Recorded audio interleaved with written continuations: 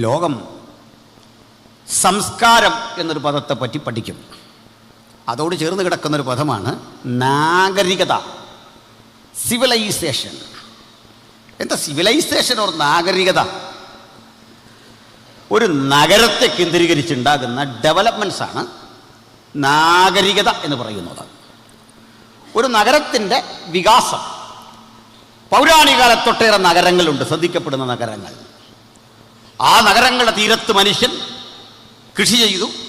ആ നഗരങ്ങളിൽ കൂടി അതിൻ്റെ നടുവിലൂടെ ഒഴുകുന്നൊരു മഹാനദി കാണും. ആ നദിയുടെ തീരത്ത് മനുഷ്യൻ കൃഷി ചെയ്തു. അടുത്തടുത്ത് ഇടങ്ങളിൽ കടകമ്പോളങ്ങൾ ഉണ്ടാക്കി, വഴികൾ വെട്ടി, രമ്യകർമ്മങ്ങൾ പടുത്തുയർത്തി. അങ്ങനെ ഒരു നാടിനെ നഗരവൽക്കരിച്ച ആ ചരിത്രമാണ് നാഗരികതയുടെ ചരിത്രം.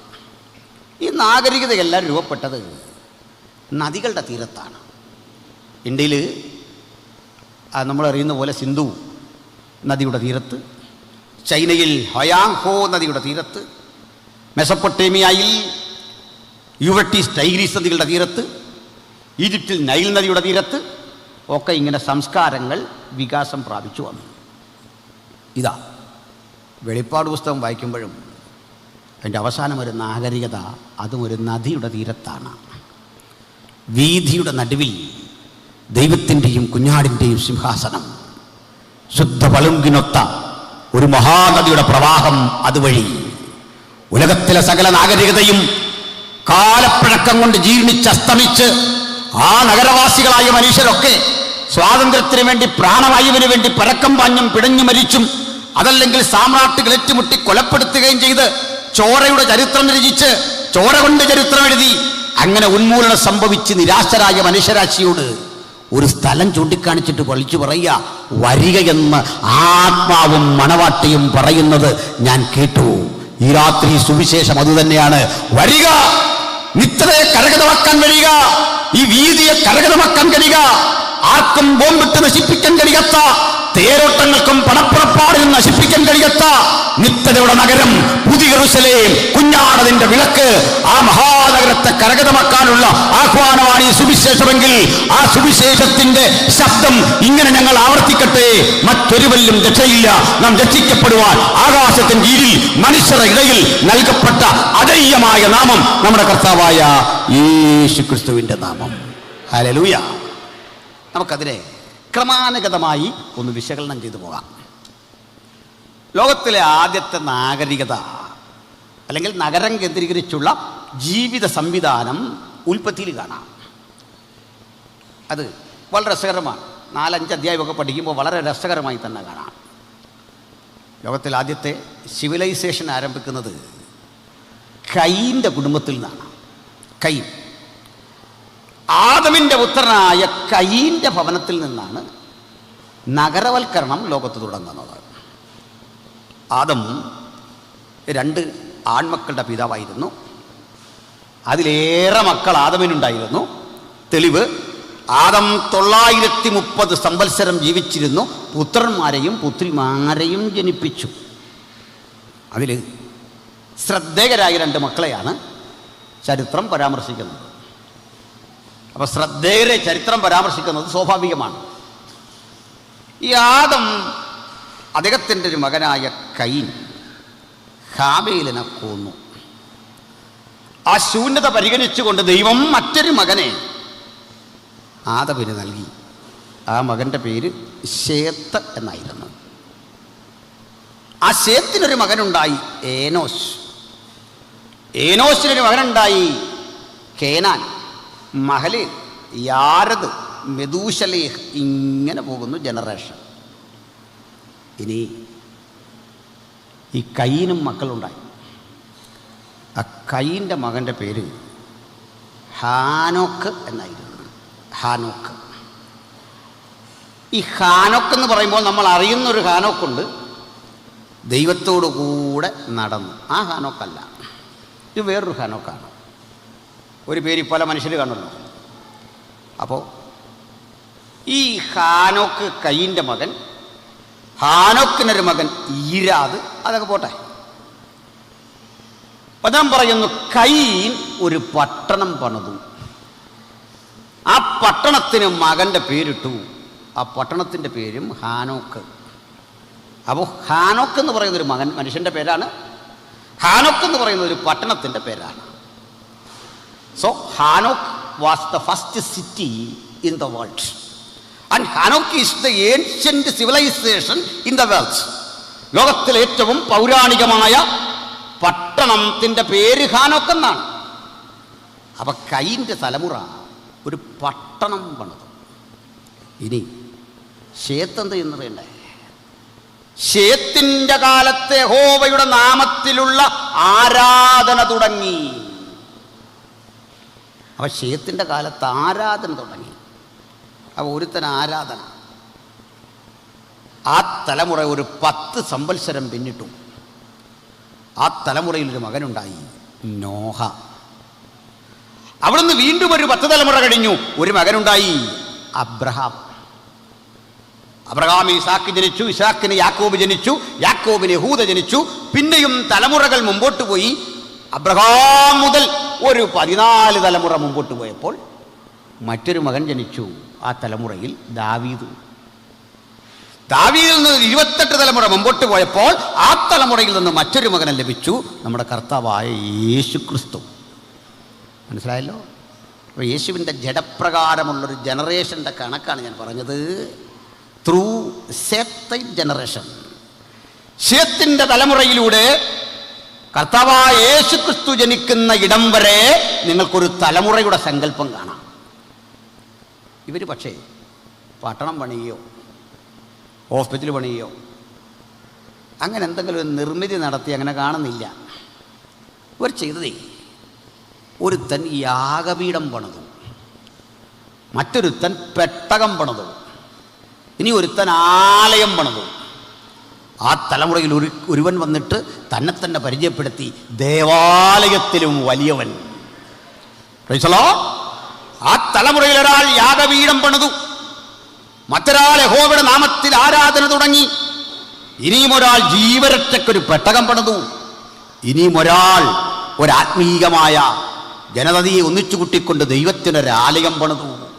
ഇനിയും ഒരാൾ ദേവാലയത്തെക്കാൾ വലിയവനായ ദൈവത്തിൻ്റെ പുത്രനായ യേശുക്രിസ്തു ആദമിൻ്റെ തലമുറയിലൂടെ ശേത്തിലൂടെ വന്ന് യേശുക്രിസ്തുവിൽ ആ വംശാവലിയെ നമുക്ക് എത്തിക്കാം. ഇനി മറ്റൊരു വംശാവലിയുടെ കണക്കുണ്ട്. ആ കണക്കെങ്ങനെയാ? ശ്രദ്ധിക്കണം. അതെ, കയീനിൽ നിന്ന് ആരംഭിക്കും. ആ കയീനിൽ നിന്ന് തുടങ്ങി ഒരു പട്ടണം പണിയുന്നു കയീൻ. എന്താണ് കയീൻ പട്ടണം പണിയാനുള്ള കാരണം? അവന് ശാപഗ്രസ്തനായി, അവൻ കൊലപാതകിയായി. ചോരച്ചൊരിച്ചിൽ കൊണ്ട്, കൊലപാതകം കൊണ്ട്, തിന്മ കൊണ്ട് ചരിത്രം രചിച്ച ആ മനുഷ്യൻ എന്ത് ചെയ്തു? വെറുതെ ഇരുന്നില്ല. തോൽവിക്ക് വഴങ്ങാതെ, പരാജയത്തിന് തലവെച്ചു കൊടുക്കാതെ അവൻ ചിന്തിച്ചു, എൻ്റെ നിത്യത നഷ്ടപ്പെട്ടിരിക്കുന്നു, എൻ്റെ ദൈവസംസർഗം നഷ്ടപ്പെട്ടിരിക്കുന്നു, ദൈവത്തിന് എൻ്റെ മീതെയുള്ള ആ കരുതൽ അകന്നുപോയിരിക്കുന്നു, ഞാൻ കൊലപാതകിയായി തീർന്നിരിക്കുന്നു. ഇനി എൻ്റെ മുമ്പിൽ ഒരു വഴി. ഈ ഭൂമി, ഈ കാണുന്ന ദൃശ്യമായ മണ്ഡലം, ഇതിനെ ഒന്ന് ഉടച്ചു വാർക്കണം. എനിക്ക് ജീവിക്കാൻ പറ്റുന്ന വിധത്തിൽ ഒരു നഗരം സൃഷ്ടിക്കണം. എനിക്കിനിയുള്ള ആശ്രയം ഈ ഭൂമിയാണ്. ഞാനിവിടെ നഗരം പണിയും. എൻ്റെ നിലയിൽ ആ നഗരത്തിലൂടെ കുതിരകളും മറ്റ് മൃഗങ്ങളും കെട്ടിവലിക്കുന്ന വണ്ടികളും കടകമ്പോളങ്ങളും കച്ചവടങ്ങളും ഒക്കെ ചെയ്ത് എൻ്റെ പുതുതലമുറ ഇവിടെ വളരും.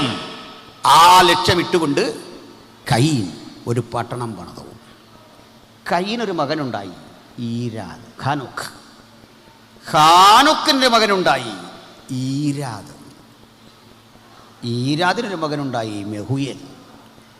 ഇനിയും ഒരു മകനുണ്ടായി മെഹൂശയേൽ. ഇനിയും ഒരു മകനുണ്ടായി, അയാളുടെ പേര് ലാമക്ക്. ഈ പുറത്തുനിന്ന് വല്ലാത്ത സൗണ്ട് ഇങ്ങോട്ട് വരുന്നു. വളണ്ടിയേഴ്സ് അവിടെ ശ്രദ്ധിക്കുക. അതെന്താണെന്നൊരു പേടിയില്ല. നിങ്ങളെ അതിനെ അവിടെ ഇരുത്തിരിക്കുന്ന ആ ട്രാകൊക്കെ തന്ന്, മനസ്സിലായില്ലേ? അത് ശ്രദ്ധിച്ചിട്ട്. മെഹൂയേൽ, മെഥൂശയേൽ, ഒടുവിൽ ലാമെക്ക്. കയീൻ മുതലുള്ള കണക്ക് പുസ്തകം പരതുക, വംശാവലിയുടെ കണക്ക് പുസ്തകം പരതുക. ഞാൻ ഹാവേലിന് പകരം വന്ന ശേത്തിൻ്റെ വംശാവലി കണക്ക് കൃത്യം പരതി. ഒടുക്കം പറഞ്ഞു, ആ തലമുറയിലൊരു മനുഷ്യനെ കാണാം. കർത്താവായ യേശു ക്രിസ്തു. ആ തലമുറയിൽ മറ്റു ചിലരെയും കാണാം. ആദം മുതൽ ഏഴാമനായ ഹാനോക്ക്. ആ ഹാനോക്ക് നീതിപ്രസംഗിയായിരുന്നു. ആ ഹാനോക്ക് പ്രവാചകനായിരുന്നു. ആ ഹാനോക്ക് ദൈവകൃപയുള്ളവനായിരുന്നു. ആ ഹാനോക്ക് ഒരു ദൈവമനുഷ്യനായി കുടുംബത്തെ ദൈവകൃപയിൽ വളർത്തി. ഹാനോക്ക് ദൈവത്തോട് കൂടെ നടന്നു. പുത്രന്മാരെയും പുത്രിമാരെയും ജനിപ്പിച്ചു. അങ്ങനെ അനുഗ്രഹിക്കപ്പെട്ട ഒരു കുടുംബജീവിതം ഹാനോക്ക് നയിച്ചു. മറുവശത്തെ മറ്റൊരു കാര്യം, ഈ കയീന്റെ തലമുറയിലെ ഏഴാമൻ ആദമിൻ്റെ മകനാണ്. അതായത് നാശഗ്രസ്തൻ്റെ ഭൂമിയെ ഉടച്ചു വാർത്ത് മനോഹരമാക്കാൻ ചിന്തിച്ചവൻ്റെ തലമുറയിലെ ഇളമുറക്കാരൻ. മറുവശത്തെ ആദം മുതൽ ശേത്തിലൂടെ ഏഴാമനായൊരു മനുഷ്യനുണ്ടായിരുന്നു ഹാനോക്ക്. ഈ രണ്ട് ഏഴാമന്മാരെ പറ്റി ഒന്ന് പഠിക്കാം. ഒരപ്പൻ്റെ രണ്ട് മക്കളിലെ രണ്ട് ഏഴാമന്മാർ, ഒരേ കാലത്ത് ജീവിച്ചിരുന്നവർ. രണ്ട് മക്കളിലൂടെ, രണ്ട് തലമുറകളിലൂടെ ഏഴാമനായ ഹാനോക്ക് എന്നൊരു ദൈവമനുഷ്യൻ. അവിടെ ഇപ്പുറത്തൊരു മനുഷ്യനെ ഞാൻ പരിചയപ്പെടുത്താം. പേര് ലാമക്ക് എന്നായിരുന്നു. ലാമക്ക്. ഈ ലാമക്കിൻ്റെ പ്രത്യേകത കേൾക്കണം. ഈ was the first polygamist in history. ചരിത്രത്തിലെ ആദ്യത്തെ ബഹുഭാര്യത്വം ലാമെക്കിലൂടെയാണ് ആവിർഭവിക്കുന്നത്. ഒന്നിലധികം വിവാഹം. ആദ്യത്തെ ബഹുഭാര്യത്വം. അയാളുടെ ഭാര്യമാരുടെ പേരും ബൈബിളിലുണ്ട്. തന്നെയല്ല, ഈ ഹാനോക്കിനെ കുറിച്ച് വളരെ കുറച്ച് അറിവുകളെ ബൈബിളിലുള്ളൂ. ഇത്രയാകെ ഉള്ളൂ. ഹാനോക്ക് ദൈവത്തോടു കൂടെ നടന്നു. ദൈവം അവനെ കൊണ്ടതിനാൽ മരണം കാണാതെ എടുക്കപ്പെട്ടു. ഇത്രേ ഉള്ളൂ. ഹാനോക്കിനെ പറ്റി ആകെ കിട്ടുന്ന വിവരണം എല്ലാവർക്കും ഓർമ്മയിലിരിക്കും. ഹാനോക്ക് ദൈവത്തോടു കൂടെ നടന്നു, പുത്രന്മാരെയും പുത്രിമാരെയും ജനിപ്പിച്ചു. ദൈവം അവനെ എടുത്തുകൊണ്ടതിനാൽ മരണം കാണാതെയായി അവൻ എടുക്കപ്പെട്ടു. തീർന്നു. ഏഴാമനാ. സത്യത്തിൽ മരണം കാണാതെ എടുക്കപ്പെട്ടവനെ കുറിച്ച് ഇത്രയും മതിയോ വിശദീകരണം? പോരാ. നമ്മളൊക്കെ പറയലേ, എനിക്കൊരു സാക്ഷ്യത്തിന് അവസരം തന്നാൽ ഇന്നും നാളെ ഒന്നും പറഞ്ഞാൽ എൻ്റെ സാക്ഷ്യം തീരുകയില്ല. അങ്ങനെയുള്ളവരെ പരീക്ഷിക്കാൻ വേണ്ടി നമ്മളൊരു സമയം ഞങ്ങൾ ഇരിക്കാം. പറയാൻ പറഞ്ഞു, മൊത്തം പറയാൻ പറഞ്ഞു. ഇയാൾ പറയാൻ പോകുന്ന ഉടനെ പുള്ളി വെള്ളമടിച്ച കഥ പറയുന്ന കാര്യം അതല്ലല്ലോ സാക്ഷ്യം. എൻ്റെ സാക്ഷ്യവും നിങ്ങളുടെ സാക്ഷ്യവും നമ്മുടെ സാക്ഷ്യമില്ല. ഇത്രേ ഉള്ളൂ. പൗലോസിനെ രക്ഷിക്കാൻ, നിങ്ങളെ രക്ഷിക്കാൻ, പത്രോസിനെ രക്ഷിക്കാൻ, എന്നെ രക്ഷിക്കാൻ, പാസ്റ്റർ മാണിക്കുര്യാക്കോസിനെ രക്ഷിക്കാൻ, സജിമോനെ രക്ഷിക്കാൻ യേശുവിന് വന്ന മുതൽ മുടക്ക് സ്വന്തം രക്തം. ഒരൊറ്റ വിലയാണ്. ഒറ്റ വില. അതിൽ കൂടുതലും കുറവൊന്നുമില്ല. ഒറ്റ വില. വേറെ കൂടുതലും കുറവ് ഒട്ടുമില്ലെന്ന്. ഒറ്റ ദ്രവ്യം കൊടുത്താൽ നമ്മളെല്ലാം വിലയ്ക്ക് വാങ്ങി. അതുകൊണ്ട് ക്രിസ്തുവിൻ്റെ കൃപയാൽ ഞാൻ അവനെ രക്ഷിതാവായി സ്വീകരിച്ചു. ഇതാണ് സാക്ഷി. എങ്കിലും ദൈവത്തോടു കൂടെ നടന്ന ഹാനോക്കിനെ പറ്റി വിശദീകരണം പോരാ, കുറെ കൂടി കിട്ടണം. അങ്ങനല്ലേ? എന്നാ ഉണ്ട്. നമുക്കാകപ്പാടെ പരതിയാൽ ഹാനോക്ക് അങ്ങെന്താ പ്രവചിച്ചേ? എന്തായിരുന്നു അങ്ങയുടെ പ്രവചനത്തിൻ്റെ ഉള്ളടക്കം? യൂദാലേഖനത്തിൽ സൂചന തരുന്നുണ്ട്. അതിങ്ങനെയാ. ആദം മുതൽ ഏഴാമനായ ഹാനോക്ക് ഇവരെക്കുറിച്ച് പ്രവചിച്ചു. അവർ അഭക്തിയോടെ ചെയ്ത ഭക്തിവിരുദ്ധമായ കാര്യങ്ങൾ നിമിത്തം അവരെക്കുറിച്ച് പ്രവചിച്ചിട്ട് പറയുകയാണ്, ഇവരെ അധർമ്മികളാണ്. അതുകൊണ്ട് കർത്താവിവറ്റകളെ ന്യായം വിധിക്കാൻ 1000 വിശുദ്ധന്മാരുമായി വന്നിരിക്കുന്നു. ഒരു പ്രവചനത്തിൻ്റെ ഒരു ചെറിയ കഷണം മാത്രമാണ് ഈ യൂദാലേഖനത്തിൽ കാണുന്നത്. വേറെ ഒരു കാര്യവും കിട്ടുന്നില്ല. ചരിത്രത്തിൽ കിട്ടും, ഇവിടെ കിട്ടത്തില്ല, ബൈബിളില്ല. പക്ഷേ ലാമെക്കിൻ്റെ കാര്യം അങ്ങനല്ല. ലാമെക്കിൻ്റെ കാര്യം വളരെ വിശദമായി ഉൽപ്പത്തി പുസ്തകത്തിൽ എഴുതിയിരിക്കുക. ഒരാവശ്യമില്ലാത്ത കാര്യം എന്താണെന്നറിയണ്ടേ? അതിനെ പറയാ. ലാമെക്ക് 2 ഭാര്യമാരെ എടുത്ു. ഇനി അത് പോട്ടെ, അയാളെങ്ങനെ ചോദിച്ചു, അയാൾ അത് പുലർത്തിക്കൊള്ളും. കാരണം 45 വരെ ഭാര്യമാരെ എടുത്തിട്ട് മാനവരിൽ മഹോന്നതനായി ജീവിക്കാൻ ആൾക്ക് സാധിക്കുമെങ്കിൽ ഇയാൾ 2 ഭാര്യയായിട്ട് ജീവിക്കട്ടെ, എന്തോ കുഴപ്പം? മനസ്സിലായില്ലേ? ഒരേ സമയം 6 വയസ്സുകാരി മുതൽ 60 വയസ്സുകാരി വരെ കൂടെ ജീവിക്കുക, എന്നിട്ടും മഹത്വം ഒട്ടും കുറയുന്നില്ല. ഭയങ്കരമായിപ്പോയി. അപ്പോൾ പിന്നെ ലാമേക്കിന് എന്താ കുഴപ്പം? ലാമേക്ക് 2 ഭാര്യമാരെ എടുത്തു. അവരുടെ പേരും എഴുതി. ഒരുത്തിക്ക് ആദ എന്നും ഒരുത്തിക്ക് സില്ല എന്നും പേര്. നല്ല പേരാ കേട്ടോ, മക്കൾക്കൊക്കെ ഇടാൻ പറ്റിയ പേരാ. ഒരുത്തിക്ക് ആദ എന്നും ഒരുത്തിക്ക് സില്ല എന്നും പേര്. ഉൽപ്പത്തിയിലുള്ള കാര്യം കേട്ടോ. അപ്പോഴേ അടുത്തത് രസകരമായൊരു കാര്യമാണ്. ഈ ലാമക്കിന് കുറേ മക്കളുണ്ടായി. അത് കേൾക്കേണ്ടതാണ്. ആ മക്കളെക്കുറിച്ച് പഠിക്കണം. അജിപുത്തൂർ ശ്രദ്ധിച്ചിരിക്കുകയാണ്. കാരണം പാട്ടുകാരുടെ കാര്യമൊക്കെ പറയാൻ പോകുന്നു. ശ്രദ്ധിച്ചിരിക്കും. അപ്പോൾ അയാളുടെ മക്കളിൽ ഒരാളുടെ പേര് യാബാൽ എന്നായിരുന്നു. യാബാലായിരുന്നു ലോകത്തിലെ ആദ്യത്തെ കൃഷീവലൻ, കൃഷി ചെയ്യുന്ന ആൾ. കന്നുകാലി ഇളക്കി വളർത്തി, പറവജാതികൾ ഇണക്കി വളർത്തി, അവയുടെ പാലുകൊണ്ട് ഉപജീവനം കഴിക്കണം എന്നൊക്കെ പഠിപ്പിച്ചു തുടങ്ങിയ ആ വ്യക്തിയായിരുന്നു യാബാൽ. മനസ്സിലായില്ലേ?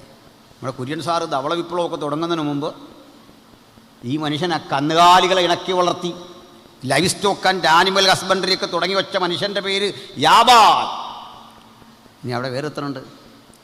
യൂബാൽ. ബൈബിൾ കിസ്സൊക്കെ വരുമ്പോൾ കുട്ടികൾ ശ്രദ്ധിച്ചോണേ. യൂബാലായിരുന്നു ആദ്യത്തെ ആർട്ടിസ്റ്റ്. അജിപുത്തൂർ സാറേ, പ്രസാദ് സാറേ മനസ്സിലാകുന്നുണ്ടോ? The first artist in the world. അവൻ വേണുവും കിന്നരവും പ്രയോഗിക്കുന്നവർക്ക് പിതാവായി തീർന്നു. സുഷിരവാദ്യം, വേണു അതാ സുഷിരവാദ്യം, ഓടക്കുടൽ, കിന്നരം കമ്പിവാദ്യവും പ്രയോഗിക്കുന്നവർക്ക് പിതാവായി തീർന്നു. ഇനി വേറൊരുത്തനുണ്ട്. അപ്പം യാബാൽ, അടുത്തവൻ്റെ ഒരു യൂബാൽ, ഇനി ഒരുത്തൻ്റെ പേര് തൂബൽ കൈൻ. തൂബൽ കൈൻ്റെ പണി കേൾക്കണം. ചെമ്പ് കൊണ്ടും ഇരുമ്പ് കൊണ്ടും ആയുധം തീർക്കുന്നവർക്ക് പിതാവായി തീർന്നു. ഉൽപ്പത്തി 4:5 വായിച്ചാൽ മതി. ഈ കാര്യം കൃത്യം എഴുതിയിരിക്കുക. എന്താ മനസ്സിലായി? നാശഗ്രസ്തനായൊരു മനുഷ്യനില്ലേ, കൊന്നു കൊല വിളിച്ചിട്ട് സഹോദരന്റെ ചുടുചോര കൊണ്ട് ചരിത്രത്തെ മലീമസമാക്കിയ കൈനിൽ നിന്ന് പിറവി കൊണ്ടതാണ് പട്ടണം. കൈനിന്റെ കൊച്ചുമക്കളുടെ കാലത്ത് രൂപപ്പെട്ടതാണ് കല, സാഹിത്യം, സംസ്കാരം. ഇവയൊക്കെ രൂപപ്പെട്ടത് അന്നാണ്. വീണ്ടും ആയുധം, ചെമ്പും ഇരുമ്പും കൊണ്ടുള്ള ആയുധം, പ്രതിരോധം, കൃഷിക്ക് വേണ്ടത്, നമ്മളെ സംസ്കാരം, നാഗരികത എന്നൊക്കെ പറഞ്ഞത് ഉണ്ടായത് കൈനൈറ്റ്സിൻ്റെ സംഭാവനയാണ്, കൈൻ്റെ കൊച്ചുമക്കളുടെ സംഭാവനയാണ്. ദൈവമക്കളുടെ സംഭാവന എന്താ? ഒന്നുമില്ലെന്ന്. ആകെ ഉള്ളതൊരു യാഗപീഠം, പിന്നുള്ളതൊരുത്തൻ നീതി പ്രസംഗി, മറ്റൊരാൾ പ്രവാചകൻ, ഇനിയും ഒരാളൊരു പെട്ടകം, ഇനിയും ഒരാൾ സമാഗമന കൂടാരം, ഇനിയും ഒരാൾ ദൈവത്തിൻ്റെ ആലയമായ യെരൂശലേം ദേവാലയം, ഇനിയും ഒരാൾ ദേവാലയത്തെക്കാൾ വലിയവനായ ക്രിസ്തു. നഗരം ഉണ്ടാക്കിയില്ല, ഈ പറയപ്പെട്ട ഒന്നും തന്നില്ല. അപ്പോഴേ നാം പാദമുന്ന് നിൽക്കുന്ന ലോകത്തിൻ്റെ സംസ്കാരം കൈനൈറ്റ്സിൻ്റെ ദാനമാണ്. അവരാണിത് പണി കഴിപ്പിച്ചത്. അവിടെയാണ് നിൽക്കുന്നത്. അപ്പം നമുക്കിവിടെ നിൽക്കാവോ? നിൽക്കാം. നമുക്ക് സുഷിരവാദം ഉപയോഗിക്കാവോ? ഉപയോഗിക്കാം. കമ്പിവാദം ഉപയോഗിക്കാവോ? ഉപയോഗിക്കാം. പാട്ട് പാടാമോ? പാടാം. ആയുധം ഉപയോഗിക്കാവോ? ആയുധം ഉപയോഗിക്കാം. അന്യൻ്റെ തലക്കിട്ടല്ല, തേങ്ങ പൊതിക്കാനൊക്കെ പറ്റുള്ളൂ. വേറൊന്നും എടുക്കൽ, കറിക്കരിയാൻ, തേങ്ങ പൊതിക്കാൻ, കാട് വെട്ടാൻ, ഇതിനൊക്കെ നമുക്ക് ആയുധം എടുക്കാൻ കുഴപ്പമൊന്നുമില്ല. വേറൊന്നിനും പറ്റില്ല. അതുകൊണ്ട് അതിനുള്ള ഉപയോഗമേ ഉള്ളൂ. അപ്പോൾ നാഗരികതയെ വിവേകത്തോട് ഉപയോഗിക്കണം, സംസ്കാരത്തെ വിവേകത്തോട് ഉപയോഗിക്കണം. ഇതായിരുന്നു ബൈബിളിൻ്റെ സന്ദേശം. പക്ഷേ ലാമേക്കിൻ്റെ കാലമെത്തുമ്പോൾ ഒരു പടി കൂടി കടന്നിട്ടേ അയാൾ പറഞ്ഞു, ജീവിതത്തിന് കിട്ടാവുന്ന സന്തോഷമാർജിക്കുക, തിന്നുക, കുടിക്കുക, ആനന്ദിക്കുക, നാളെ ചാകും. അതുകൊണ്ടേ 2 ഭാര്യമാർ, ഒരുത്തിക്ക് ആദ, ഒരുത്തിക്ക് സില്ല. ഇതെല്ലാം കേട്ടിട്ട് ഇയാൾ ഈ ഭാര്യമാരെ വിളിച്ച് മനോഹരമായൊരു കവിത ആലപിച്ചു. കവിത അല്ലെ പാട്ട്. ബൈബിളിലെ ആദ്യത്തെ കവിത പോലും ഈ ലാമെക്ക് തൻ്റെ ഭാര്യമാർക്ക് വേണ്ടി എഴുതിയ കവിതയാണ്.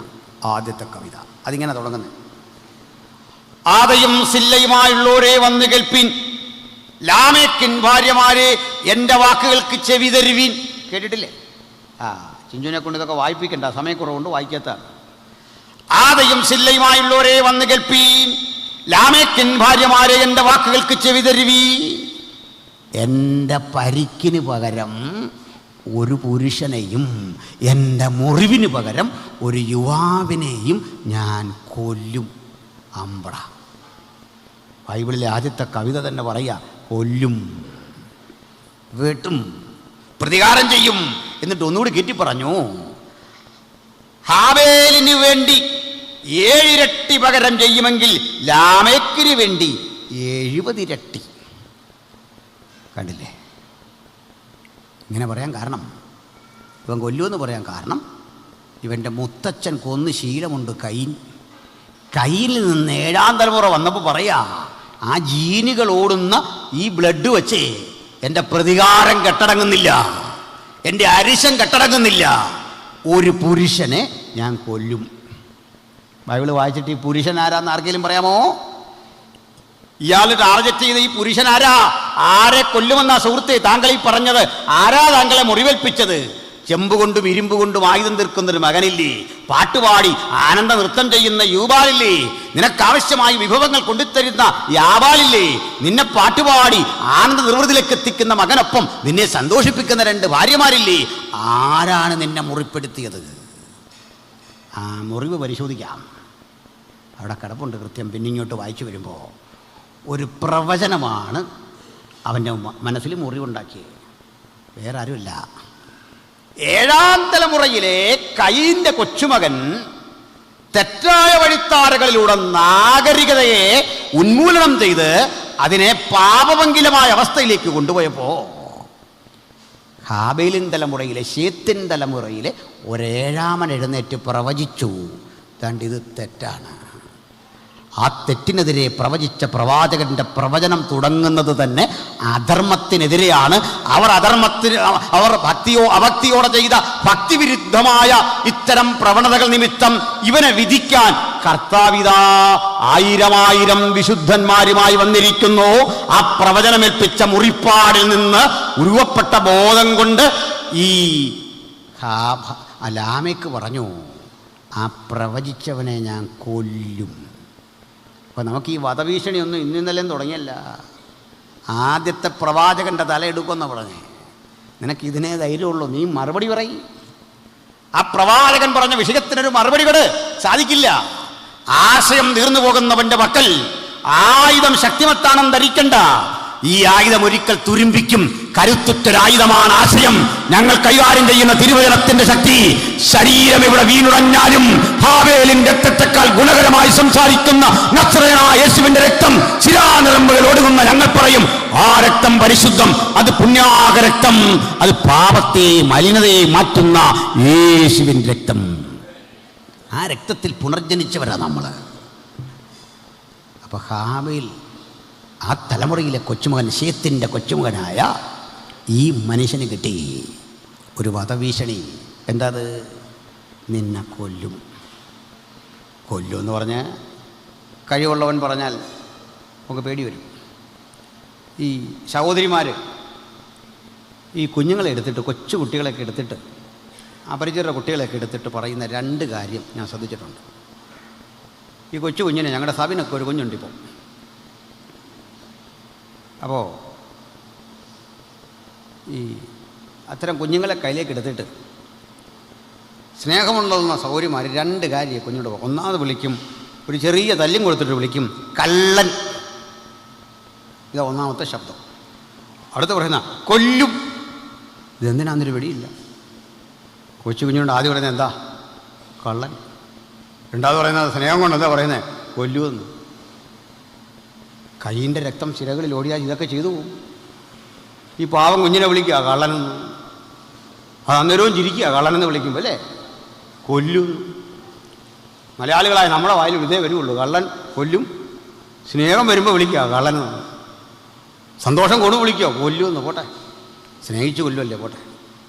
ഏതായാലും ഇവൻ പറഞ്ഞു കൊല്ലും എന്നിവൻ പറഞ്ഞപ്പോൾ തമ്പുരാൻ തീരുമാനിച്ചു, എന്നാലതൊന്ന് കണ്ടിട്ടുള്ളൂ. ഇങ്ങനെ ചിന്തിക്കുന്ന ഉയരത്തിലുള്ളിടത്തോളം നമ്മൾ മരണത്തെ പേടിക്കരുന്നേ. ഭീഷണിയെ പേടിക്കരുതെന്നേ, രോഗത്തെ പേടിക്കരുതെന്നേ, ആകുലതയെ പേടിക്കരുതെന്നേ.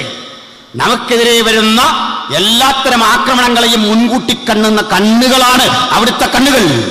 അവനിത് കണ്ടുകൊണ്ടേ നിൽക്കുകയാണ്. ഗ്രഹാം സ്റ്റെയിൻസും 2 പിഞ്ചോമനകളും അതിദാരുണമായി ശത്രുവിന്റെ ആയുധത്തിന് കീഴടങ്ങി ആളിക്കത്തുന്ന അഗ്നികുണ്ഡത്തിൽ വലിച്ചെറിയുമ്പോൾ നിങ്ങൾക്ക് തോന്നുന്നുണ്ടോ അത് കാണാതെ നിൽക്കുന്നവനാ യേശുവെന്ന്? അത് കാണാതെ അകലത്തിൽ നിൽക്കുന്നതാണ് അവിടെ നിന്ന്. ഇല്ല ഇല്ല ഇല്ല. നിരാശകൾ, പട്ടിണികൾ, ദുരിതങ്ങൾ, കഷ്ടപ്പാടുകൾ ഇവ കണ്ടിട്ട് മനസ്സലിയുന്നവൻ തത്സമയത്തവന്റെ പ്രവൃത്തി വെളിപ്പെടുത്തും എന്ന കാര്യത്തിൽ തർക്കം വേണ്ട. അവനൊന്നും മറന്നുകളവാൻ അനീതിയുള്ള ന്യായാധിപനല്ല. അതുകൊണ്ട് അവൻ ചിന്തിച്ചുറപ്പിച്ചാൽ ഒരു കാര്യം ഉറപ്പാ, നിനക്കൊന്നും സാധിക്കില്ല. ലോകത്തിൽ ആദ്യ വധഭീഷണി കിട്ടിയ ഹാനോക്ക് പ്രവാചകനെ കൊല്ലും എന്ന് കയ്യിൻ വീമ്പിളക്കി. കയ്യിൻ്റെ കൊച്ചുമകൻ വീമ്പിളക്കി. മകന്റെ പക്കൽ നിന്ന് ചെമ്പുകൊണ്ടും ഇരുമ്പ് കൊണ്ടുമുള്ള ആയുധം രാഗിമിനിക്കി. ഒരു കൂട്ടം പടയാളികളോട് ഒത്തുചേർന്ന് ആക്രമണ സന്നദ്ധനായി. ഈ ദൈവദാസനെ വളഞ്ഞപ്പോൾ, ആയുധം ഊരിയെടുത്തപ്പോൾ, ആക്രമണ സന്നദ്ധനായപ്പോൾ അമ്പരപ്പിക്കുന്നൊരു കാഴ്ച. ദൈവം അവനെ എടുത്തുകൊണ്ടതിനാൽ മരണം കാണാതെ എടുക്കപ്പെട്ടു. ഉയർപ്പിന്റെ മനോഹാരിതയുടെ അനുഗ്രഹീത വചനം പറഞ്ഞുകൊണ്ട് ആരംഭിക്കുന്ന വിശുദ്ധ ബൈബിളിലെ ഉൽപ്പത്തി പുസ്തകത്തിനായി സ്തോത്രം. അവിടെയും കാണാം പ്രതിസന്ധി അതിജീവിക്കുന്ന ദൈവകൃപയുടെ കരുത്തെങ്കിൽ ഈ രാത്രി ഏതുതരം പ്രതികൂലങ്ങൾക്ക് വിധേയപ്പെട്ടുമിരിക്കുന്ന ദൈവത്തിന്റെ മക്കളോർത്തുകൊള്ളണം. ഈ നാഗരികയുടെ വീമ്പിളക്കം കണ്ട് ഭക്തൻ തോറ്റുകൊടുക്കരുത്. ദൈവശില്പിയായി നിർമ്മിച്ചതും അടിസ്ഥാനമുള്ളതുമായ ഒരു നഗരം നമുക്കായുണ്ട്. അതാണ് ഭക്തന്റെ പ്രത്യാശ, അതാണ് നമ്മുടെ പ്രതീക്ഷ. ആ മഹാനഗരത്തിന്റെ അടിസ്ഥാനം ദൈവത്താൽ സ്ഥാപിതമായതുകൊണ്ട് ആർക്കും അതിനെ തകർക്കാൻ കഴിയുകയില്ല. പൊരുളായ ഒരു മഹാനഗരം അവിടെ ഉണ്ടെങ്കിൽ അതിന്റെ നിഴലായ ഒരു നഗരമുണ്ട്. ആ നഗരത്തിന്റെ പേരാണ് ദൈവത്തിന്റെ സഭ. അതുകൊണ്ട് ഞാൻ എന്റെ സഭയെ പണിയും, പാതാള ഗോപുരങ്ങൾക്ക് അതിനെ ജയിക്കാൻ കഴിയുകയില്ല. അപ്പോസ്തലന്മാർ എന്ന അടിസ്ഥാനത്തിന്മേൽ, ക്രിസ്തു എന്ന മൂലക്കല്ലിന്മേൽ പടുത്തുയർത്തിയിരിക്കുന്ന ആ മഹാസൗധത്തെ തകർക്കാൻ കഴിഞ്ഞ 2000 ആണ്ടുകളായി ഉലകത്തിലെ ചക്രവർത്തിമാർ, സുവിശേഷ വിരോധികൾ സർവശക്തിയോടെയും സർവായുധത്തോടെയും പരിശ്രമിക്കുമ്പോൾ ഞങ്ങൾ ആവർത്തിക്കുന്നു, പാതാള ഗോപുരങ്ങൾക്ക് ജയിക്കാൻ കഴിയാത്ത അജയ്യമായ സൗധത്തിന്റെ പേരാണ് ദൈവത്തിന്റെ തിരുസഭ. ആ തിരുസഭയുടെ വില യേശുവിന്റെ രക്തത്തിൻ വിലയാണ്, യേശുവിന്റെ രക്തത്തിന്റെ ശക്തിയാണ്. യേശുവിന്റെ രക്തത്താൽ വീണ്ടെടുക്കപ്പെട്ട ജീവനുള്ള കല്ലുകൾ കൊണ്ടാണ് അതിന്റെ നിർമ്മാണ വൈഭവമെങ്കിൽ ഈ രാത്രി മനസ്സിലാക്കുക, ജീവനുള്ള കല്ലുകളായ നമുക്ക് ഒരുമിച്ച് ചേർന്നുകൊണ്ട് ആ മഹാദൈവത്തിന്റെ പുത്രനുയർത്താൻ ഈ ദൈവകൃപയിൽ നന്യപ്പെട്ട് നമ്മെ വീഴ്ത്തിക്കളവാൻ ഉലകത്തിലൊരു ശക്തിക്കുമാവില്ല. Hallelujah, praise the lord. അതുകൊണ്ട് നാഗരികത തുടങ്ങുന്നത് എവിടുന്ന? കയ്യിനിൽ നിന്ന്. അയാൾ ആദ്യം ഒരു പട്ടണം പണിതായി. പിന്നെ ഇങ്ങോട്ട് പരതിയാലേ ഒട്ടേറെ നഗരങ്ങളുണ്ട്, വലിയ വലിയ വലിയ നഗരങ്ങൾ. ഞാൻ വെറുതെ നടത്തിയൊരു പഠനത്തിൽ ഈ തകർന്നു പോയ നഗരങ്ങളെക്കുറിച്ചൊക്കെ പഠിച്ചപ്പോൾ ഏതാണ്ട് 21 നാഗരികതകൾ, പ്രബല നാഗരികതകൾ തകർന്നു. 24 തകർന്നു. അതിൽ 21 തകർത്തത് സ്ത്രീകളായിരുന്നു. നമ്മൾ ദൂരെ ധരിച്ചിരുന്ന സ്ത്രീകൾക്ക് ശക്തിയില്ല, ബലഹീന പാത്രമാണ്. എനിക്കാ ധരിച്ചേ. 24 ക്ലിയോപാട്രയെ പോലെ ഒത്തിരി ഉണ്ട് ആ സംഭവങ്ങൾ. അത്ഭുതം തോന്നുന്ന കാര്യമാണ്. നാഗരികതയെ തകർത്തു. ഒട്ടേറെ പ്രശ്നങ്ങൾ പോട്ടെ. ഇവിടുന്ന് ഈ നഗരത്തിൽ മഹാനഗരങ്ങൾ പലതുണ്ട്. അതിൽ ശ്രദ്ധേയമായൊരു നഗരമാണ് യെരുശലേം. യെരുശലേം എന്ന മഹാനഗരത്തിൻ്റെ വലിപ്പം, മഹാനഗരം എന്നൊക്കെ പറയുമെങ്കിലും അത് വലിപ്പം കൊണ്ടല്ല മഹാനഗരമായിരിക്കുന്നത്, അതിൻ്റെ ചരിത്ര പ്രസിദ്ധി കൊണ്ടാണ് യെരുശലേമിനെ നമ്മൾ വിളിക്കുന്ന മഹാനഗരം. നഗരത്തിൻ്റെ വലിപ്പം കേൾക്കണം. ഒരു 8.5 ഏക്കർ മാത്രമേ യെരുശലേം എന്ന നഗരത്തിനുള്ളൂ. ഞാൻ പല പ്രസംഗങ്ങളിൽ പറഞ്ഞിട്ടുണ്ട്. കേവലം 8.5 ഏക്കർ തികച്ചില്ല. 8.3 ഏക്കേഴ്സ്. എനിക്ക് തോന്നുന്നു ഇത് ഇടുക്കി ജില്ലയിലുള്ള ആരോ പോയ ആളെന്ന്. അതുകൊണ്ടാണ് ഈ സ്ഥലം കൂടിപ്പോയി. 8.5 ആയിട്ട് കൂടിയ 8.3 ഉള്ളൂ. അളവ് വന്നപ്പോൾ അതിൽ കൂടി. രവീന്ദ്രൻ പട്ടയം എന്നൊക്കെ നമ്മൾ പറഞ്ഞ് കേട്ടില്ല. ഇതുപോലൊരു സംഭവമാണ്. 8.3 ഏക്കേഴ്സ് ലാൻഡാണുള്ളത്. ഒരു മനുഷ്യൻ്റെ കാൽപാദത്തിൻ്റെ ആകൃതിയാണ്. 5 മലകളോട് കൂടിയൊരു നഗരമാണ്. പക്ഷേ ഈ നഗരത്തിൻ്റെ നിർമ്മാണ വൈഭവം ഭയങ്കരമാണ്. കാരണം മലമേൽ പണിതിരിക്കുന്ന പട്ടണം. 5 മലകളെ കൂട്ടി ഉരുമി മുട്ടി യോജിപ്പിച്ചിരിക്കുന്ന ഒരു നഗരം. ആ മലകളിൽ ഒന്നിൻ്റെ പേര് യബൂസ്യനായ ഓർന്നാൻ്റെ കളം, മറ്റൊന്ന് അബ്രഹാം ഇസ്ഹാക്കിനെ യാഗം കഴിച്ച മോറിയ, ഇനിയുമൊന്ന് യേശുവിനെ ക്രൂശിച്ച ഗോൽഗൊഥ, ഇനിയൊന്ന് ഉത്തരഗിരിയായ സയോൺ. ഇനിയുടെ നടുക്കൊരു മല അമങ്ങിക്കിടക്കുക, ചുറ്റും 4 മലകൾ. ഇതിൽ യബൂസ്യനായ ഓർന്നാൻ്റെ കളം ദാവീദ് വിലയ്ക്ക് വാങ്ങി അവിടം വൃത്തിയാക്കി. അതാണ് പിൽക്കാലത്ത് യെരൂശലേം ദേവാലയമാക്കി പണിയാൻ ശലോമോൻ തയ്യാറെടുക്കുന്നത്. ഈ നഗരം ഒരു ഘട്ടം കഴിഞ്ഞപ്പോൾ അതിൻ്റെ പ്രൗഢി നശിച്ചു. അതിൻ്റെ കാരണം ദേവാലയമായിരുന്നു ആ നഗരത്തിൻ്റെ മഹത്വം. ദേവാലയം തകർത്തു, ആ നഗരത്തിൻ്റെ മഹത്വം പോയി. ഈ ദേവാലയം തകർക്കാൻ കാരണം എന്താ? ദേവാലയത്തിലൊരു മഹത്വം ഉണ്ടായിരുന്നു, അത് ദൈവത്തിൻ്റെ തേജസ്സായിരുന്നു. പ്രവാചകൻ പറയുക, അവിടെ യാഗം നടന്നു, പാട്ട് നടന്നു, ആരാധന നടന്നു. പക്ഷെ ഞാൻ നോക്കിക്കൊണ്ടിരിക്കെ യഹോവയുടെ മഹത്വം ആലയത്തിൽ നിന്ന് ഉയർന്നു പോയി. അത് കിഴക്കൊലിവുമലയുടെ മീതെ നിൽക്കുന്നത് ഞാൻ കണ്ടു. അപ്പം തേജസ് എവിടെ പോയി നിൽക്കുക? ഒലിവുമലയുടെ മീതെ. അപ്പം തേജസ് പോയിട്ടും യാഗത്തിൻ്റെ കുറവില്ല, ഗംഭീരമായ പ്രോഗ്രാം ഇവിടെ നടക്കുന്നുണ്ട്. ഒരു ആലയം തകർന്നു. ആലയം തകരുമ്പോൾ പുതുനിയമം ഈ സ്ഥലത്തെ വിളിക്കുകയാണ് ആത്മീയമായി സോദോമെന്നും മിസ്രയീം എന്ന് പേരുള്ളതും അവരുടെ കർത്താവ് മരിച്ചതുമായിരിക്കുന്ന ഇടം. ഇതാ യെരൂശലേമിന് ഇന്ന് പറയുന്നത്. ആളുകൾ ചിലരെങ്കിലും പറയാറുണ്ട് ഹോളി ലാൻഡ് എന്നൊക്കെ ചോദിക്കാറുണ്ട്. എന്നോട് സുഹൃത്തുക്കൾ ചോദിക്കാറുണ്ട്, ഈ ഹോളി ലാൻഡ് ട്രിപ്പ് ഉണ്ടോ? ഞാൻ പറയില്ല. Because there is no holy land. There is no holy land in this world. അതാ ക്രിസ്ത്യൻ വീക്ഷണം. ഈ ഭൂമിയിലെങ്ങും ഒരു ഹോളി ലാൻഡില്ലെന്ന്. ശരിക്കും പറഞ്ഞാൽ യെരൂശലേമും പാമ്പാടിയും പരിശോധിച്ചാൽ നമുക്ക് തുല്യമാണ് രണ്ടും. ഒരു വ്യത്യാസമില്ല. ആ നഗരത്തിന് സവിശേഷതയില്ല, ആ നഗരത്തിന് ചരിത്ര പ്രസക്തിയുണ്ട്. അത് ഹോളി ലാൻഡ് അല്ല. കാരണം പ്രവാചകന്മാരെ കല്ലെറിയുകയും മുമ്പേ കടന്നു വന്ന് സൂചന നൽകാൻ വന്ന ആളുകളെ ഓടിക്കുകയും അവരുടെ ചുടുരക്തം കൊണ്ട് മലീവശമായി കിടക്കുന്ന ഈ നഗരത്തിൽ കോടിക്കണക്കിന് മനുഷ്യരുടെ വേദനയും കഷ്ടപ്പാടും ഒക്കെ നിമിത്തമുണ്ടായ പ്രത്യാഘാതങ്ങളുടെ ദുരന്ത ഭൂമി. ആ ഭൂമിയിൽ നിന്ന് യേശു ഒരു ദിവസം പറഞ്ഞു, ഞാൻ നിങ്ങളെ വിട്ടുപോവാം. കേട്ടവർക്ക് വലിയ വിഷമമൊന്നും വന്നില്ല. കാരണം യേശു ഇല്ലാതിരിക്കുന്നതായിരുന്നു അവരുടെ സന്തോഷം. പക്ഷേ യേശു ഒരു കാര്യം പറഞ്ഞു, ഞാനേ കീഴടങ്ങിപ്പോകുന്നുവെന്ന് ധരിക്കരുത്. പോയ ഞാൻ പോയതുപോലെ ഒരു ദിവസം ഇങ്ങ് വരും. പിന്നീട് വാക്യങ്ങൾ ഇതേ വാക്യങ്ങൾ കൂടെ കൂട്ടിച്ചേർത്ത് പറയാം, വെളിപ്പാടുസിലെ വാക്യങ്ങൾ കൂട്ടിച്ചേർത്ത് പറയാം. അന്നാളിൽ ഏത് കണ്ണും അവനെ കുത്തി തുളച്ചവരും അവനെ കാണും. ഭൂമിയിലെ ഗോത്രങ്ങളൊക്കെ അവനെ ചൊല്ലി വിലപിക്കും. വരുമെന്നുറപ്പ് പറഞ്ഞിട്ട് അവൻ്റെ പോക്കാണ്.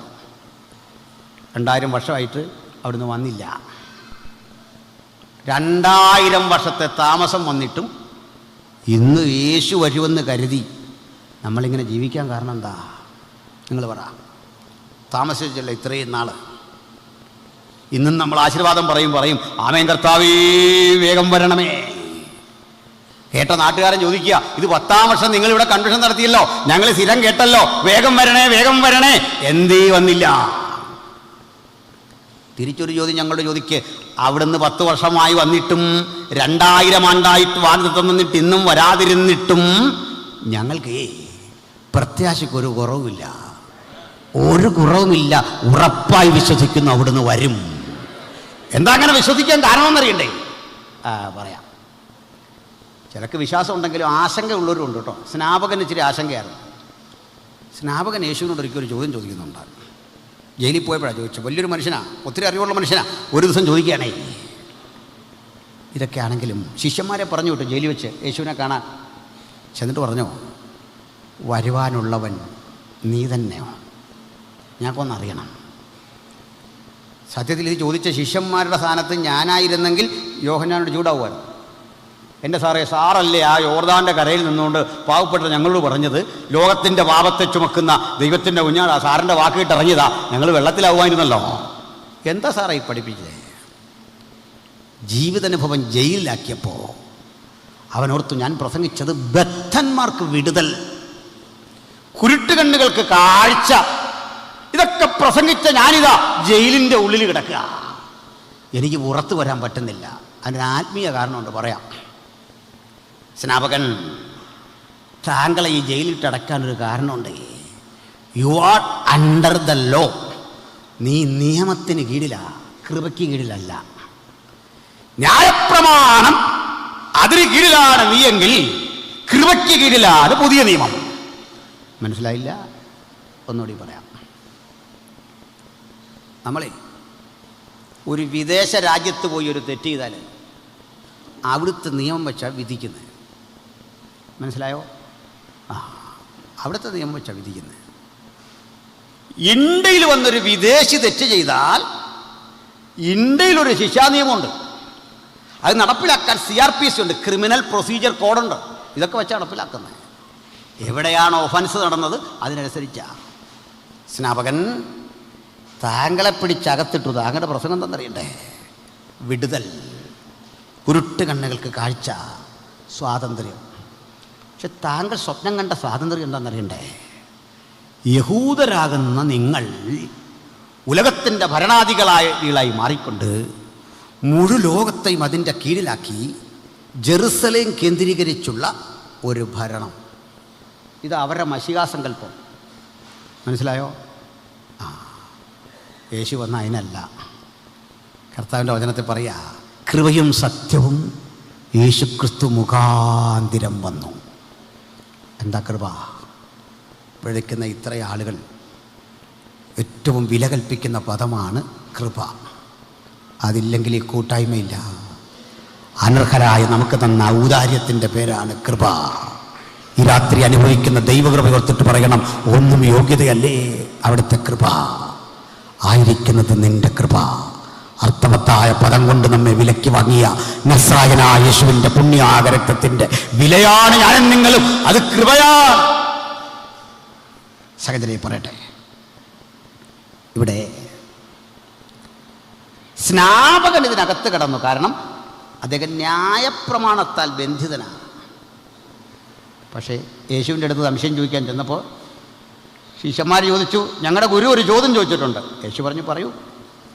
ചോദിക്കുക, വരുവാനുള്ളവൻ നീ തന്നെയാണോ? കർത്താവ് ക്ഷുഭിതനായൊന്നുമില്ല.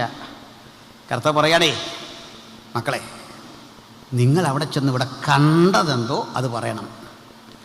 കുരുടര് കാണുന്നുണ്ട്, ചെകിടര് കേൾക്കുന്നുണ്ട്, മുടന്തർ നടക്കുന്നുണ്ട്, ദൈവരാജ്യത്തിൻ്റെ ഘോഷണം ഞാൻ കൃത്യം ചെയ്യുന്നുണ്ട്. ആവശ്യക്കാർക്ക് അത് ആസ്വദിക്കാൻ പറ്റുള്ളൂ. മനസ്സിലായോ? പറഞ്ഞുതരാം. നമ്മുടെ ജോൺസൺ സാറിനറിയാം, ഞങ്ങളുടെ ഒരു ഡിബേറ്റിൽ ചില ബ്രദറൻ സഹോദരങ്ങളുടെ കാര്യം പറഞ്ഞു. നിങ്ങളുടെ ഈ പരിപാടിയെല്ലാം കൊള്ളാം, പക്ഷേ നിങ്ങളുടെ ഈ ആരാധനയൊക്കെ എന്താ ബഹളമാണ്. അത് കള്ളമാണോ? ഒരു ബഹളമൊക്കെ ഉണ്ടല്ലോ. ശ്മശാനത്തിൽ നിന്ന് പാടുന്നല്ലോ നമുക്ക് പാടാൻ നോക്കും. ആരാധനയ്ക്ക് വന്നിട്ട് ശവക്കോട്ടെ നിൽക്കുന്നില്ല, നിൽക്കാൻ നോക്കും. ഒക്കെയല്ല. നമ്മുടെ പാട്ടിന് അതിൻ്റെ ഒരു ചൂടും ഒരു ഗൗരവമൊക്കെ ഉണ്ട്. ഇല്ലെങ്കിൽ അത് പാട്ടാണോ? പിന്നെ പറയണേ, നിങ്ങൾ ഈ അന്യഭാഷയൊക്കെ പറഞ്ഞു തുടങ്ങുമ്പോൾ ഒരു ചന്ത പോലല്ലേ അത്. ഇത് കേട്ട് കഴിയാൻ നമ്മുടെ കുറേ ആളുകൾ ചൂടായി. നമുക്കിടെ കുറേ ചൂടന്മാരുണ്ട്. Johnson pastor ചൂടനാണ്. കഴിഞ്ഞ ഡിബേറ്റ് കഴിയുമ്പോൾ എനിക്ക് മനസ്സിലായി. ചാടി ഇരുന്നിട്ട് ലാസറച്ചാനും ഭയങ്കര ചൂടായി, ചാടി ഇരുന്നു. ഈ ഡിബേറ്റ് ഇരിക്കണേ എൻ്റെ സാറേ, അപാരമായ അസഹിഷ്ണുത വേണം. അപാരമായ സഹിഷ്ണുത. കാരണം ഞങ്ങളിവരെ ഇങ്ങനെ പ്രകോപിപ്പിച്ചൊരു ചെറിയ കളത്തിലേക്ക് കയറ്റുമ്പോഴായിരിക്കും നിങ്ങൾ ചൂടായി കയറി വരും. ചെയ്യരുത്. അവൻ തന്നെ അവന് കുഴി വിട്ടിരിക്കുക. കുഴിയുടെ വക്കത്ത് നിൽക്കുമ്പോൾ നിങ്ങൾ കയറി വരരുത്, പ്രശ്നം ഉണ്ടാക്കല്ലേ. കാരണം ഞങ്ങൾ മനഃപൂർവ്വം ഇങ്ങനെ അയച്ച് ഈ കബഡി കളിക്കുന്ന പോലെയാണ്. ഇങ്ങോട്ട് വാ വാ വാ കയറി വാ. കയറി ഇങ്ങോട്ട് വരുമ്പോൾ വളഞ്ഞൊരു പിടി അവൻ തരും. നമ്മുടെ കയ്യിലേക്ക് ആയുധം ഇങ്ങനെ തരും. നമ്മൾ ആയുധം കൊണ്ടുപോകണ്ട, അവൻ്റെ തന്നെ ഇരിപ്പുണ്ട്. അതിങ്ങോട്ട് മേടിച്ച് ഒരു കൊട്ട, അതൊക്കെ തീരും. അത്രേ സംഗതിയുള്ളൂ. ഇത് വലിയ കാര്യമൊന്നുമില്ല. അപ്പോഴേറ്റം ചോദിക്കുക, നിങ്ങളുടെ ഈ ആരാധനയൊക്കെ ചന്ത പോലാണ്. നമ്മുടെ സഹോദരന്മാർ കുറേ പേര് ചൂടായപ്പോൾ ഞാൻ പറഞ്ഞു, അദ്ദേഹം പറഞ്ഞു ശരിയാണ്. Our worship is like a market place. What is happening in a market? The same thing happening in our church. ഞങ്ങളുടെ ചർച്ചിൽ ചന്ത പോലെയാണ്. ഞാനിപ്പോൾ ശുശ്രൂഷിക്കുന്ന പാമ്പാടി സഭ നമ്മുടെ ചന്തയുടെ അടുത്താണ്. നമ്മൾ പറയാറ് ആ ചന്തയിൽ നടക്കുന്ന ശബ്ദം പോലെയാണ് ഇതിനകത്തെന്ന് പറഞ്ഞാൽ ഞാൻ 100% പറയും വെൽ സെറ്റ്. പിന്നെ കാരണം അറിയോ? ഇവിടെ ചന്തയുടെ പുറത്തു വഴി പോകുന്നവനാ ചന്തയെന്ന് കേട്ട ബഹളം. ചന്തയ്ക്കകത്ത് കയറിയിട്ടുണ്ടോ? ഒരുത്തൻ നാരങ്ങ വിൽക്കുന്നു, ഒരുത്തൻ പച്ചക്കറി വിൽക്കുന്നു, ഒരുത്തനത് മേടിക്കുന്നു. അവിടെ ബഹളമല്ലെന്ന്, കമ്മ്യൂണിക്കേഷൻ. മനസ്സിലായില്ലേ? ആവശ്യക്കാരൻ സാധനം മേടിച്ചുകൊണ്ട് പോവാന്ന് പുറത്തുനിന്ന് കേട്ടപ്പോൾ നിനക്ക് തോന്നുക ചന്തയാന്ന്. മനസ്സിലായില്ലേ? ആവശ്യമുള്ളവനെ കൊണ്ട് പൈസ കൊടുക്കുന്നു, അത് വാങ്ങുന്നു, നല്ല ക്വാളിറ്റിയുള്ള സാധനം. മനസ്സിലായില്ലേ? അത് ഈ പഴയവനെ അടിച്ചടിച്ചടിച്ച് നിനക്കിത് മനസ്സിലാവുമല്ലോ, ഫ്രഷ് സാധനം പിടികിട്ടുകയല്ല. ഇത് വന്നു വാങ്ങണം, ഇതിനകത്ത് കയറി നോക്കണം, ഇവിടെ എന്താ നടക്കുന്നത്. Communication, real communication. അത് നടക്കുക. ഉയരത്തിലെ ദൈവത്തോട് ഞങ്ങൾ സംസാരിച്ചുകൊണ്ടിരിക്കുക, സർവശക്തനോട് സംസാരിച്ചുകൊണ്ടിരിക്കുക. അവിടുത്തെ ദൂതഗണം മനസ്സിലാക്കാത്തൊരു ഭാഷയിൽ, മറ്റാർക്കും പിടികിട്ടാത്തൊരു ഭാഷയിൽ, അന്യഭാഷയിൽ സംസാരിക്കുന്നവൻ തനിക്ക് താൻ ആത്മീക വർധന വരുത്തുന്നു. അവർ മനുഷ്യരോടല്ല, ദൈവത്തോടത്രേ സംസാരിക്കുന്നത്. ആരും തിരിച്ചറിയുന്നില്ല. Price the Lord. ഒരു സഹോദരൻ ചോദിച്ചതാണ്, യേശു വരുന്നത് വരെ ഈ വരങ്ങളൊക്കെ ഉണ്ടെന്ന് ബൈബിളിൽ നിന്നൊരു വാക്യം തരാമോ? ഇതാ പിടിച്ചോ, നമ്മൾ മനസ്സിൽ ഓർത്താൽ മതി. ഇതൊക്കെ മനസ്സിൽ ഓർത്തിരിക്കണം. 1 കൊരിന്ത്യർ 1:7 എന്താ പറയുന്നറിയണ്ടേ? ഇങ്ങനെ നിങ്ങൾ ഒരു കൃപാവരങ്ങളിലും കുറവില്ലാത്തവരായി യേശുക്രിസ്തുവിൻ്റെ പ്രത്യക്ഷത കാത്തിരിക്കുന്നു. ഒന്നിലും കുറവില്ലെന്ന് പ്രത്യക്ഷത കാത്തിരിക്കുകയാണ്. അതുവരെ, അന്ന് വരെ ഈ വരങ്ങളുണ്ട്. മനസ്സിലായോ? യേശു വരുന്നത് വരെ. കാരണം അപൂർണനായ എനിക്ക് പൂർണ്ണനായ ദൈവത്തിൻ്റെ സാന്നിധ്യം, ആ കൃപകളെ ജനങ്ങളിൽ സന്നിവേശിപ്പിക്കാൻ അവിടുത്തെ വരങ്ങൾ ആവശ്യമുണ്ട്. മനസ്സിലായില്ലേ? ഇന്ന് രോഗമുള്ളത് കൊണ്ട് രോഗശാന്തി വേണം, അല്ലേ? അങ്ങനെയാണ്. അപ്പോൾ ഒരാൾ എന്നോട് ചോദിച്ചു, അങ്ങനെയാണെങ്കിൽ രോഗിയെ കൊണ്ട് നമ്മുടെ കയ്യിൽ തരാം, ആ സ്പോട്ടിൽ സൗഖ്യമാക്കാം.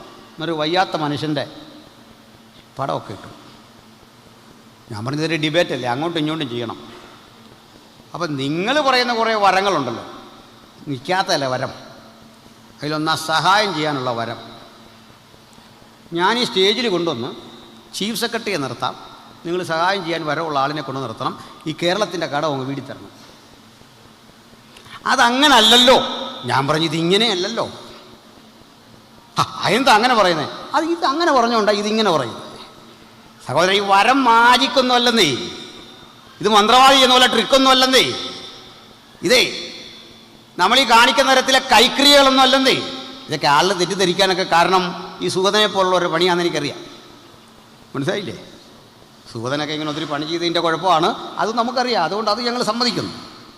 സുഗതൻ്റെ കെട്ടോട്ട് പൊട്ടാനും പോകുന്നില്ല, അത് വേറെ കാര്യം. അതുകൊണ്ട് ഇതൊക്കെ വിട്, നിങ്ങളെ ഞങ്ങൾ ആ അക്കൗണ്ടിൽ ചേർക്കാതെ. ഇത് വേറെയാ സംഗതി. ഇത് മാനുഫാക്ചർ ചെയ്ത കമ്പനി വേറെയാ.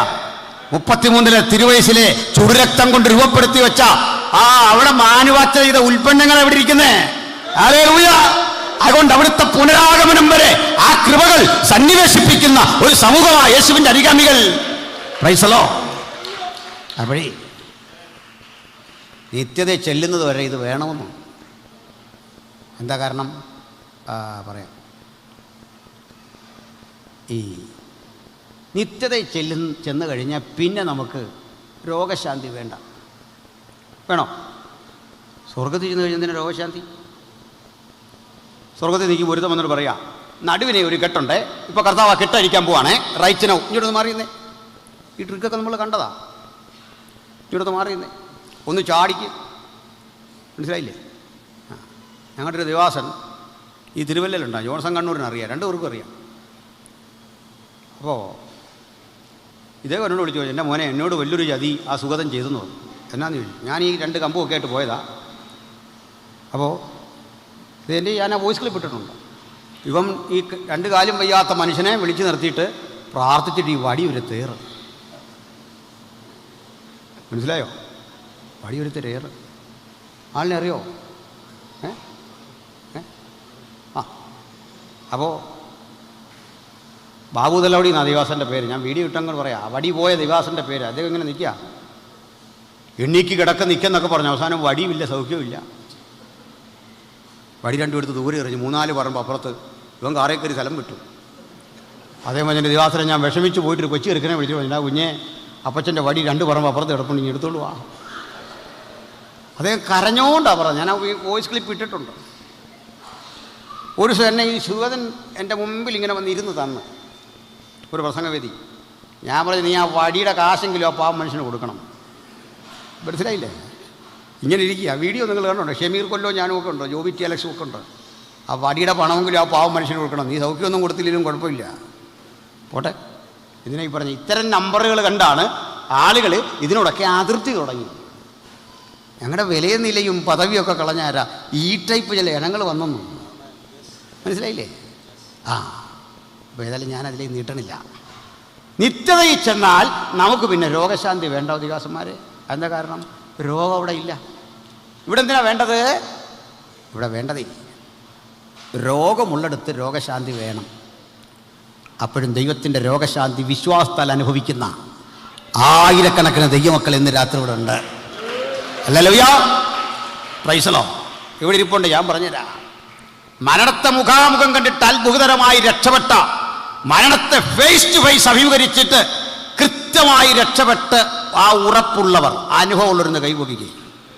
അനുഭവമുള്ളവർ മരണത്തെ കണ്ടിട്ട് അത്ഭുതകരമായി. ഇത് ഞങ്ങളുടെ ജീനോ കൈപൊക്കി. കറക്റ്റാത് എന്തായിരുന്നു? ഒരു 5-8 മാസം മുമ്പ് തല മുഴുവൻ പൊഴിഞ്ഞ്, കണ്ണുകൾ കുഴിഞ്ഞ്, വല്ലാത്തൊരവസ്ഥയിൽ വലിയ ഭയത്തിലേക്ക് കടന്നുപോയി. പക്ഷെ കർത്താവ് തൊട്ട് സൗഖ്യമാക്കി. ആ മനുഷ്യനാണ് എനിക്ക് വീട് പണിത്. ആ കൊടും ചൂടത്തിരുന്ന് ഈ പണി ചെയ്യുമ്പോൾ ഒരാശങ്കയും കൂടാതെ ശരീരത്തെ സൂക്ഷിച്ച മഹാദൈവം ഇന്നും ജീവിക്കുന്നു. ഒരു ജിനോല്ല, ഇനിയുമുണ്ട് നിരവധി പേർ. എൻ്റെ സഭയിലൊരു പിതാവുണ്ട്. ഈ പ്രസ്ഥാനം രൂപപ്പെടുമ്പോൾ മരണാസന്നനായി കിടക്കുകയാണ് മെഡിക്കൽ കോളേജിൽ. ഇന്നും ആരോഗ്യത്തോടെ വീര്യത്തോടെ ഇവിടെ ഇരിപ്പുണ്ട്. ഇവിടെ ഈ സ്ഥലത്തിരിപ്പുണ്ട്. Price the Lord.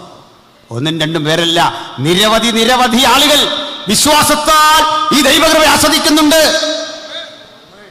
എന്നാൽ സ്വർഗത്തിൽ ചെല്ലുമ്പോൾ ഇത് വേണ്ടാത്തത് രോഗമില്ലാത്തൊരു ശരീരത്തിലാണ് നമ്മൾ ഉയർക്കുന്നത്. അതുകൊണ്ടാണ് ഇത് ചെല്ലുമ്പോൾ നമ്മളിങ്ങനെ നിൽക്കുമ്പോൾ ഒരാൾ വന്നിട്ട് പറയാം, മകനെ ഇന്ന് രാത്രി എൻ്റെ ആലോചന നിന്നോട് അറിയിക്കട്ടെ, പോടാന്ന് പറഞ്ഞു. ഇവിടെ അതിൻ്റെ ആവശ്യമില്ലെന്ന്. കാരണം നമ്മളിപ്പോൾ ഇവിടെ എത്തി. പ്രവചനങ്ങളുടെ പൊരുളായവനെ, വെളിപ്പാടിൻ്റെ സാക്ഷാത്കാരമായവനെ ഇങ്ങനെ കൺമുമ്പിൽ കണ്ടപ്പോൾ പൂർണ്ണമായത് ഞാൻ അനുഭവിച്ചുകൊണ്ടിരിക്കുക, അംശമായത് എന്നിൽ നിന്ന് നീങ്ങിപ്പോയിരിക്കുക, പൂർണ്ണതയിലൊക്കെ എത്തിയിരിക്കുക. ആ അനുഭവത്തിൻ്റെ തുടക്കത്തിൽ നമ്മളിങ്ങനെ കർത്താവിനെ കണ്ട് ഇങ്ങനെ ആസ്വദിച്ചു കൂടെ നടക്കുക. നിത്യത. യോഹന്നാനോട് പറഞ്ഞു, വാ. യോഹന്നാൻ ഇതെല്ലാം കണ്ടും കേട്ടുമൊക്കെ പോകുന്ന വഴിക്ക് ഇടയ്ക്കിടയ്ക്ക് കരയുന്നുണ്ട്. ഞാൻ ഏറ്റവും കരഞ്ഞു. ആദ്യത്തെ കരച്ചിൽ കണ്ടപ്പോൾ മൂപ്പന്മാരിലൊരുത്തൻ എന്നോട് വന്നിട്ട് പറഞ്ഞു, കരയരുത്. ഈ കരയരുതെന്ന് നമുക്കെല്ലാം പറയാൻ എളുപ്പമാണ്. സ്വന്തം അനുഭവം വരുമ്പോഴാണ് മനസ്സിലാക്കുന്ന കരയണോ വേണ്ട എന്നല്ലേ. ആരെങ്കിലും മനുഷ്യൻ മുൻകൂട്ടി തീരുമാനിച്ചിട്ടാണ് കരയുന്നത്. ഒരു 10 മിനിറ്റ് കരയണമല്ലോ വൈകിട്ട്, അങ്ങനെയാണോ? ഒരാളായാലും ഒന്ന് കരഞ്ഞിട്ട് 10 മിനിറ്റ് ഒന്ന് കരയാം. അങ്ങനെ അല്ലെന്നേ. അങ്ങനെ കരയാനൊന്നും പറ്റിയില്ല. സാന്ദർഭികമാണത്. ചില പ്രചോദനങ്ങളാണ് അതിൻ്റെ അടിസ്ഥാനം. യോഹന്നാൻ കരഞ്ഞു. കരയരുത്. കാരണം കരച്ചിലില്ലാത്ത, ദുഃഖമില്ലാത്ത ഒരു ലോകത്തിലേക്ക് നമ്മൾ പറിച്ചു നട്ടു. ചെറിയൊരു ആശ്വാസം പ്രതീക്ഷിച്ച് ചെന്നൊരു സ്ഥലം കേട്ടോ. യോഹന്നാന് വലിയ സന്തോഷം. സഹപ്രവർത്തകരെല്ലാം കണ്ടു. അത് തന്നെ വലിയ സന്തോഷം അല്ലേ? വേണ്ടപ്പെട്ടവരെല്ലാം കണ്ടു. എന്തൊരാനന്ദമാണ് നിത്യതയിൽ ചെല്ലുമ്പോൾ. മൺമറഞ്ഞു പോയ കോടാനുകോടി വിശുദ്ധന്മാരെ ആരും പരിചയപ്പെടുത്താതെ നമുക്കൊന്ന് തിരിച്ചറിയാമെന്ന്. ഹല്ലേലൂയ. പൗലോസിനെ കണ്ട ഇത് പൗലോസാണെന്നൊരാൾ പരിചയപ്പെടുത്തണ്ട.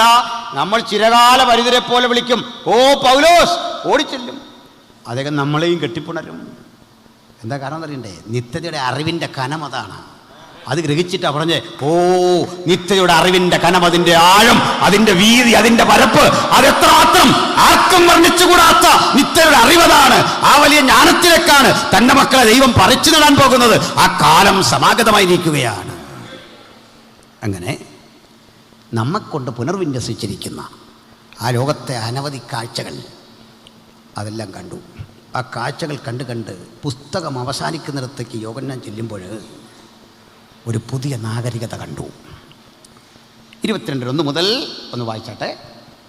വീഥിയുടെ നടുവിൽ ദൈവത്തിന്റെയും കുഞ്ഞാടിന്റെയും സിംഹാസനത്തിൽ നിന്ന് പുറപ്പെടുന്നതായി പളുങ്കുപോലെ ശുഭ്രമായ ജീവജല നദിയും അവൻ എന്നെ കാണിച്ചു. പളുങ്ക് പോലെ മനോഹാരിതയുള്ള ഒരു ജീവജല നദി അവൻ എനിക്ക് കാണിച്ചു തന്നു. ലോകത്ത് ഈ ഒരു നദി മറ്റെങ്ങുമില്ല. ലോകത്തനവധി വെള്ളമുണ്ട്. വെള്ളത്തിന് മനുഷ്യൻ ഓരോ പേരിടും. നമ്മുടെ നാട്ടിൽ പണ്ടൊരു സോപ്പുണ്ടായിരുന്നു. ആ സോപ്പിൻ്റെ പരസ്യം ഗംഗാജലത്തിലുണ്ടാക്കിയതാണ്. ഈ ഗംഗാജലം നേരിട്ട് കണ്ടവനാ ഞാൻ. ആ ഗംഗാജലം കണ്ടാൽ പിന്നെ ഒരു സോപ്പ് ഇട്ട് കുളിക്കില്ല.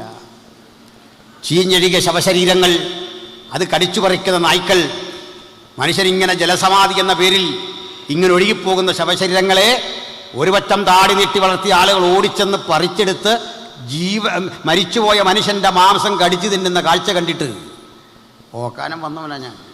എന്നെ കുറ്റം പറഞ്ഞിട്ട് കാര്യമില്ല. ഞാൻ മനുഷ്യനായിപ്പോയി, അതുകൊണ്ടാണ്. നിനക്കത് തോന്നാഞ്ഞതേ, നീ മനുഷ്യനായില്ല, അതുകൊണ്ടാണ്. മനസ്സിലായില്ലേ? സ്തോത്രം. മനുഷ്യനെ ഇങ്ങനെ കടിച്ച് തിന്നെയാണ്. അവിടുത്തെ ഒരു വ്രതമാണ്. ഇത് ഒഴുകുന്ന സംഗതിയാ ഈ നദി. ലോകത്തിലെ സകല നദി ഇതുപോലെ മാലിന്യം നിറഞ്ഞതാണ്. അപൂർവമായിട്ട് പാശ്ചാത്യ രാജ്യങ്ങളിലൊക്കെ മനുഷ്യൻ നദി വൃത്തിക്ക് സംരക്ഷിക്കാറുണ്ട്. അതൊരു സത്യമാണ്. എന്നാൽ ലോകത്തൊരു നദിക്കും ഔഷധദായകമായ ഒരു ഗുണവുമില്ല. ഒരു ഗുണവുമില്ല. ലോകത്തിൽ കിട്ടാവുന്ന മനോഹരമായൊരു വെള്ളമുണ്ട്. അത് ഗലീലക്കടലിലെ വെള്ളം. ആ വെള്ളത്തിൽ നിന്ന് നമ്മുടെ യോർദാൻ നദി പുറപ്പെടുന്നേ. മനോഹരമാണ് ആ ജലം. മിഡിൽ ഈസ്റ്റിലെ ഒരേ ഒരു ശുദ്ധജല തടാകം. 3.5 മൈൽ വീതി, 14 മൈൽ നീളം. പക്ഷെ ഈ വെള്ളം ഒഴുകിച്ചെന്ന് ഏറുന്ന എവിടാന്നറിയണ്ടേ? താഴെ ചാവുകടലിൽ. ലോകത്തിലെ ഏറ്റവും സാന്ദ്രത കൂടിയ ജലം. സകലവിധ ഒരു ജീവജാലങ്ങൾക്കും വസിക്കാൻ കഴിയാത്ത ഡെഡ് സീ. ഏതെങ്കിലും ഒരു മത്സ്യം അതിലേക്ക് ചാടിയാൽ ആ മത്സ്യം ഈ വെള്ളം അതിനെ കരക്കടിച്ച് പുറത്തു കളയും. ആ മത്സ്യത്തെ ഭക്ഷിക്കാൻ ഉറുമ്പ് പോലും അടുത്തു വരില്ല. അത്ര ഉപ്പുരസം. ദൈവജനം പറയാ. പക്ഷെ ഇതിൻ്റെ തീരത്തെ ഏൻ ഗതി മുതൽ ഏൻ എഗ്ലയും വരെ ഒരു ദിവസം മീൻപിടുത്തം നടക്കുമെന്ന്. നിത്യതയുടെ ആ സംവിധാനമെല്ലാം ദൈവം പുനഃസ്ഥാപിക്കുമ്പോൾ നാടിന്റെ സ്ഥിതി മാറും, നഗരത്തിന്റെ സ്ഥിതി മാറും. സമഗ്രമായൊരു പരിഷ്കരണത്തിന് ഈ ലോകം വേദിയാകും. സമയ ദൗർലഭ്യം കൊണ്ട് എനിക്ക് ആ വഴി പോകാൻ കഴിയുന്നില്ല. ഒന്ന് പറഞ്ഞ് ബോധ്യപ്പെടുത്തട്ടെ. ഭക്തനെ കൊണ്ടൊരു നദി കാണിച്ചു, ജീവജല നദി. ഈ നദിയെപ്പറ്റി എത്ര പഠിച്ചാലും നമുക്ക് പിടിതരാത്ത ചില ഘടകങ്ങളുണ്ട്. അതിലൊന്നാണ് ഇത് ഒഴുകിച്ചേരാൻ ഒരിടമില്ല. ഈ നദിക്കൊന്ന് ചേരണമല്ലോ എങ്ങോട്ടെങ്കിലും. ഒഴുകിച്ചേരണ്ടേ? സമുദ്രത്തെ നോക്കി അതിനെ കണ്ടില്ല. സമുദ്രമില്ല, വെള്ളം ഒഴുകുകയും ചെയ്യണം. ലോകത്തിലെ സകല വെള്ളവും ഏതെങ്കിലും ഒരു രൂപത്തിൽ കായലിലോ കടലിലോ ചേരണം. കായലും ചെന്ന് കടലിനോട് ഒട്ടിയാണ് കിടക്കുന്നത്. അപ്പൊ ഈ വെള്ളം ചെന്ന് ചേരാനൊരിടം വേണം. നദിക്ക് ചെന്ന് ഇറങ്ങാനൊരു സ്ഥലം വേണം. ഞാൻ സമുദ്രത്തെ നോക്കി അതിനെ കണ്ടില്ല. വെള്ളം ഒഴുകുകയും വേണം. എന്താ കാര്യം? ഈ ഭൂമിയിൽ വെള്ളമൊഴുകുന്നതുണ്ട്, പ്രപഞ്ച നിയമമുണ്ട്. അത് താഴേക്കാണ് ഒഴുകുന്നത്. പിന്നെ വെള്ളം ഒഴുകും. അങ്ങനെയല്ലേ? എന്നാലേ ഈ പ്രപഞ്ചക്രമത്തെ നമുക്കൊന്ന് തിരിച്ചുവിടാം. മുകളിലോട്ടൊഴുകി അങ്ങനെ ഇരിക്കും, ചിന്തിക്കാൻ പറ്റണില്ല. എന്നൊരു കാര്യം മനസ്സിലാക്കിക്കോ. നിത്യതയിലേ ഈ മുകളിലേക്ക് താഴേക്ക് ഈ സങ്കല്പങ്ങളെല്ലാം മാറും. കാരണം ഈ വെള്ളത്തിൽ ഒരളവ് പോലും മിസ്യൂസ് ചെയ്യേണ്ട കാര്യമില്ല. കാരണം ഇത് ജീവജല നദിയാണ്. ജീവജല നദിയുടെ ഓരോ തന്മാത്രയും അർത്ഥവത്താണ്. അതുകൊണ്ട് ഒരു അല്പം ജലം പോലും നഷ്ടം വരേണ്ടതില്ല. ഈ നദി ഏതുവഴി ഒഴുകിയോ ഒഴുകിയ ഇടത്ത് തിരിച്ചു വരുന്നൊരു രംഗം ഒന്ന് ഭാവനെ കണ്ടാട്ട്. ഒഴുകിയ ഇടത്ത് പല വഴിക്ക് കറങ്ങി കറങ്ങി കറങ്ങി കറങ്ങി കറങ്ങി ഒടുക്കം ഈ നദി വന്ന് ഉത്ഭവസ്ഥാനത്തേക്ക് ചേരുന്ന കൃത്യതയാർന്ന ഒരൊഴുക്കിൽ ഇതിൻ്റെ വീഥിയുടെ നടുവിൽ ഒഴുകിപ്പോകുന്ന ഈ നദിയുടെ തീരത്ത് വചനം പറയാണ്, ഒപ്പം മാസത്തിൽ അതത് തരം ഫലം കായ്ക്കുന്ന 12 തരം വൃക്ഷം. ഇന്നത്തെ താരോട്ട് വാക്യം കാണുക. രാത്രി അവിടെ ഇല്ല. രാത്രിയില്ലേ പിന്നെ എങ്ങനെയാന്ന് ഈ മാസം പിടിയോ? രാത്രിയില്ല പിന്നെ ഡേയും നൈറ്റും ഇല്ല പിന്നെ എങ്ങനെയാന്ന് ഒരു മാസം കണക്ക് കൂട്ടുന്നത്? പറയാം. അനിതേ, നിരീശ്വരന്മാരുടെ ഒരു ഡിബേറ്റിൽ പങ്കെടുത്തപ്പോൾ പറഞ്ഞൊരു കാര്യമാണ്. സന്ധ്യയായി ഉഷസ്സുമായി 1-ാം ദിവസം സന്ധ്യായുഷസമായ 2-ാം ദിവസം ഞാനും നിങ്ങളും കണ്ട രാവിലെയും വൈകിട്ടും അല്ല. നമ്മുടെ ഷാജി പാഷൊക്കെ പഠിച്ചിട്ടുണ്ട്, ചോദിച്ചാൽ മതി. ഷാജി ഫിലിപ്പിനോടൊക്കെ ചോദിച്ചാൽ മതി, പറഞ്ഞു തരും. ഷാജി ഫിലിപ്പ് മറന്നാലും മിനി അത് മറക്കില്ലെന്ന് എനിക്ക് നല്ല പിടിയുണ്ട്. മിനി ഉണ്ടല്ലോ അവിടെ അല്ലേ? ആ, ചോദിച്ചാൽ പറയും കാര്യങ്ങൾ. എങ്ങനെയാണെന്നറിയണ്ടേ? ഭൂമി ഒരു ഗ്ലോബ് ഇവിടെ സങ്കല്പിക്കുക. ദൈവം ഭൂമിയെ സൃഷ്ടിച്ചു, ആകാശത്തെ സൃഷ്ടിച്ചു, ഭൂമിയെ സൃഷ്ടിച്ചു എന്നൊക്കെ പറയുമ്പോൾ ഭൂമി ഇങ്ങനെ കറങ്ങുക. സൂര്യനെ സൃഷ്ടിച്ചു, സൂര്യൻ്റെ വെളിച്ചം ഇങ്ങോട്ടടിച്ചിട്ട് ഭൂമി കറങ്ങുമ്പോഴാണ് നമ്മൾ രാവും പകലും, വെളിച്ചം കിട്ടുന്നിടത്ത് പകൽ, മറ്റേ രാവ്. ഇതേ ഭൂമിയുടെ ഒരു ദിവസത്തെ പറ്റിയല്ല, സൃഷ്ടാവ് ഒരു പ്രപഞ്ച ദിവസമായി പറയുന്നത്. അത് തുടങ്ങുന്ന ഇവിടെ കേട്ടോ, സന്ധ്യയായി ഉഷസ്സുമായി. അല്ല നേരം വെളുത്ത് ഇരുട്ടിയതല്ല, സന്ധ്യയായി ഉഷസ്സുമായി 1-ാം ദിവസം. അതില്ലാത്തൊരു ദിവസമുണ്ട്, അതെന്നറിയണ്ടേ? 7-ാം ദിവസം. വായിച്ചു നോക്കിയേ, സന്ധ്യയായി ഉഷസ്സുമായി 7-ാം ദിവസം കാണാൻ പറ്റില്ല. അതിൻ്റെ അർത്ഥം എന്താണെന്നറിയണ്ടേ? നമ്മുടെ സങ്കല്പത്തിൽ 24 മണിക്കൂറല്ല. കാരണം പാപരഹിതമായ ആ ലോകത്തിൽ കാലം എന്നതിൻ്റെ സങ്കല്പം വേറെയാണ്. മനസ്സിലാകും യാവത്തിന് ഒരു കാര്യം പറയാം. ലോകം കണ്ടുപിടിച്ചതിൽ ഏറ്റവും വലിയ വേഗം എന്ന് പറയുന്നത് പ്രകാശവേഗമാണ്. സൂര്യനിൽ നിന്ന് പുറപ്പെട്ടു വരുന്ന പ്രകാശം, അത് ഒരു വർഷത്തിൽ ആ പ്രകാശം പ്രസരിക്കുന്ന ആ കണക്കെടുത്തിട്ട് ലൈറ്റ് ഇയർ എന്നൊരു സങ്കല്പത്തിലാണ് വേഗത കണക്ക് കൂട്ടുന്നത്. അപ്പോൾ ഈ വേഗത കുഞ്ഞുങ്ങളൊക്കെ പഠിച്ചിട്ടുണ്ട്, ലൈറ്റ് ഇയർ ഐൻസ്റ്റീൻ്റെ തിയറിയാണ്. ആ വേഗത്തിൽ മനുഷ്യർക്കോ ജീവജാലങ്ങൾക്കൊന്നും യാത്ര ചെയ്യാൻ പറ്റിയില്ല. എന്നാൽ ഒരു സങ്കല്പം ഞാൻ പറയാം. ഞാൻ ആ വേഗത്തിൽ ഇവിടുന്ന് യാത്ര ചെയ്തു, ഈ ഗോളങ്ങളെല്ലാം സഞ്ചരിച്ചു, സൂര്യനെ, ചന്ദ്രനെ, നക്ഷത്രങ്ങളെല്ലാം കണ്ടിട്ട് തിരിച്ചിവിടെ വന്നാലും വേഗത കാരണം നിങ്ങൾക്ക് തിരിച്ചറിയാൻ പറ്റിയില്ല. മനസ്സിലായോ? സ്പീഡ് കാരണമേ തിരിച്ചറിയാൻ പറ്റിയില്ല. മനസ്സിലായോ? അത്ര വേഗത. അപ്പോൾ കണ്ണ് ഇമയ്ക്കുന്നതിനിടയിൽ രൂപാന്തരപ്പെട്ട വല്ലവരും കണ്ടുപിടിക്കുമെന്ന് ആലോചിച്ച് നോക്കി, ആരും കാണുകയില്ല. മനസ്സിലായില്ലേ? വേഗത. ഇനിയുണ്ട് ഈ വേഗത, സമയം എന്നൊക്കെ പറയുന്നത് ആവേശിക. അവിടെ പറയാം, ഈ പ്രകാശവേഗത്തിൽ നമുക്ക് യാത്ര ചെയ്യാമെന്നങ്ങ് സങ്കല്പിക്കുക. ഭൂമിയുടെ ഏറ്റവും അടുത്ത ഒരു നക്ഷത്രത്തിന് 33 പ്രകാശവർഷം അകലെയാണ്. ആ സ്ഥലം വരെ നമ്മൾ യാത്ര ചെയ്യുന്നു സങ്കല്പിക്കുക. 33 പ്രകാശവർഷം വരെ ഭൂമിയിൽ ഒരു വർഷം വെച്ച് കണക്ക് കൂട്ടിയാൽ അങ്ങോട്ട് 33 വർഷം വേണം, ഇങ്ങോട്ട് 33 വർഷം. ആകെ എത്രയായി? 66. നമ്മുടെ സജി പാസ്റ്റർ ഇന്ന് എന്താ വെച്ചാൽ പേരൊക്കെ മാറ്റിയിട്ടു, സജി മുർമു എന്നാക്കിയെന്ന്. കാരണം ആ ബീഹാറിൽ നിന്ന് വന്നവരോടുള്ള അദ്ദേഹത്തിൻ്റെ താല്പര്യം കൊണ്ട് അവരോട് ആ പക്ഷം ചേരുന്ന കണ്ട് ബീഹാറിൽ നിന്ന് വന്ന സഹോദരൻ്റെ പേര് തല്ലു മുർമു എന്നായിരുന്നു. അപ്പോൾ ഞങ്ങളെല്ലാം കൂടെ തീരുമാനിച്ചു, ഇവർ കെട്ടിപ്പിടിച്ചൊക്കെ നിൽക്കുന്ന കണ്ടപ്പോൾ സജി മോൻ എന്നുള്ളൊരു പേര് ഞങ്ങളങ്ങ് മാറ്റി, സജി മുർമു എന്നങ്ങാക്കി. അപ്പോൾ ഈ സജി പാസ്റ്റർ ഒരു വേഗത്തിൽ ഈ നക്ഷത്രത്തിൽ പോയിട്ട് തിരിച്ചു വരാൻ 66 വർഷം. 66 വർഷം കഴിഞ്ഞ് സജി പാസ്റ്റർ ഇവിടെ വന്നു. പക്ഷേ പുള്ളിക്ക് ഈ സമയവ്യത്യാസം തോന്നുകയില്ല. കാരണം താടി നരച്ചില്ല, ആ ക്ഷീണിച്ചില്ല. ഇതേ ഊർജ്ജസ്വലതയോടെ വീടിൻ്റെ മറ്റത്ത് വന്ന് നിൽക്കുമ്പോൾ ഒരു 66 76 വയസ്സുള്ള ഒരു സ്ത്രീ ഇറങ്ങി വരുന്നു. ആരാന്നറിയണ്ടേ? ആ ഫ്രണ്ടിരിക്കുന്ന മോള്. അവൾക്ക് എത്ര വയസ്സാകും? 76. ആ മോനെത്ര വയസ്സെന്നറിയോ? 73. ഇദ്ദേഹം വന്നിങ്ങനെ വാതുക്കെ നിൽക്കുമ്പോൾ ഈ ചെറുക്കം വന്നിട്ട് ചോദിക്കുക, ആരാ? എന്താ കാര്യം തരണ്ടേ? ഇവൻ ഇത്രയും പ്രായമായി, ഇങ്ങനെയൊക്കെ പ്രായമായില്ല, വേഗത കാരണം. മനസ്സിലാകുന്നു? ഓരോ സ്ഥലത്ത് സങ്കല്പം വേറെയാണെന്ന് പറയാൻ ഈ പറഞ്ഞ രാത്രി അവിടെ ഇല്ലല്ലോ എന്ന് പറഞ്ഞാൽ കണക്ക് വേറെയാണെന്ന നിത്യതയിലെ കണക്ക്. അത് മാസത്തിൽ അതത് തരം ഫലമെന്നൊക്കെ പറയുന്നത് നിത്യതയിലെ കണക്കാ. ഒരു പുതിയ കലണ്ടർ, ഒരു പുതിയ മാസവ്യവസ്ഥ, ഒരു പുതിയ രീതി, അതാണ് നിത്യതയുടെ പുതുമ. ആ പുതുമ അങ്ങോട്ട് വിശദീകരിച്ചിട്ട് ആ മഹാനഗരത്തെക്കുറിച്ച് പറയുക. ആ മഹാനഗരത്തിൽ നിലനിൽക്കുന്ന ആ വൃക്ഷത്തിൻ്റെ ഇലകളെപ്പറ്റി പറയുക. ആ ഇല ഭക്ഷിക്കുന്നവന് അത് കഴിക്കുന്ന വേളയിൽ രോഗശാന്തി ഉണ്ടാവുന്നു. രോഗമില്ലെന്ന് പറഞ്ഞാൽ നമ്മൾ തുടങ്ങിയേ. പക്ഷെ അവിടെ ചെല്ലുമ്പോൾ രോഗശാന്തി. സുഖത്തിനോർക്കുക, അവിടെ ചെന്നാൽ സ്കോപ്പ് ഉണ്ടെന്ന്. ഒന്നുമില്ല മോനെ, മനസ്സിലായോ?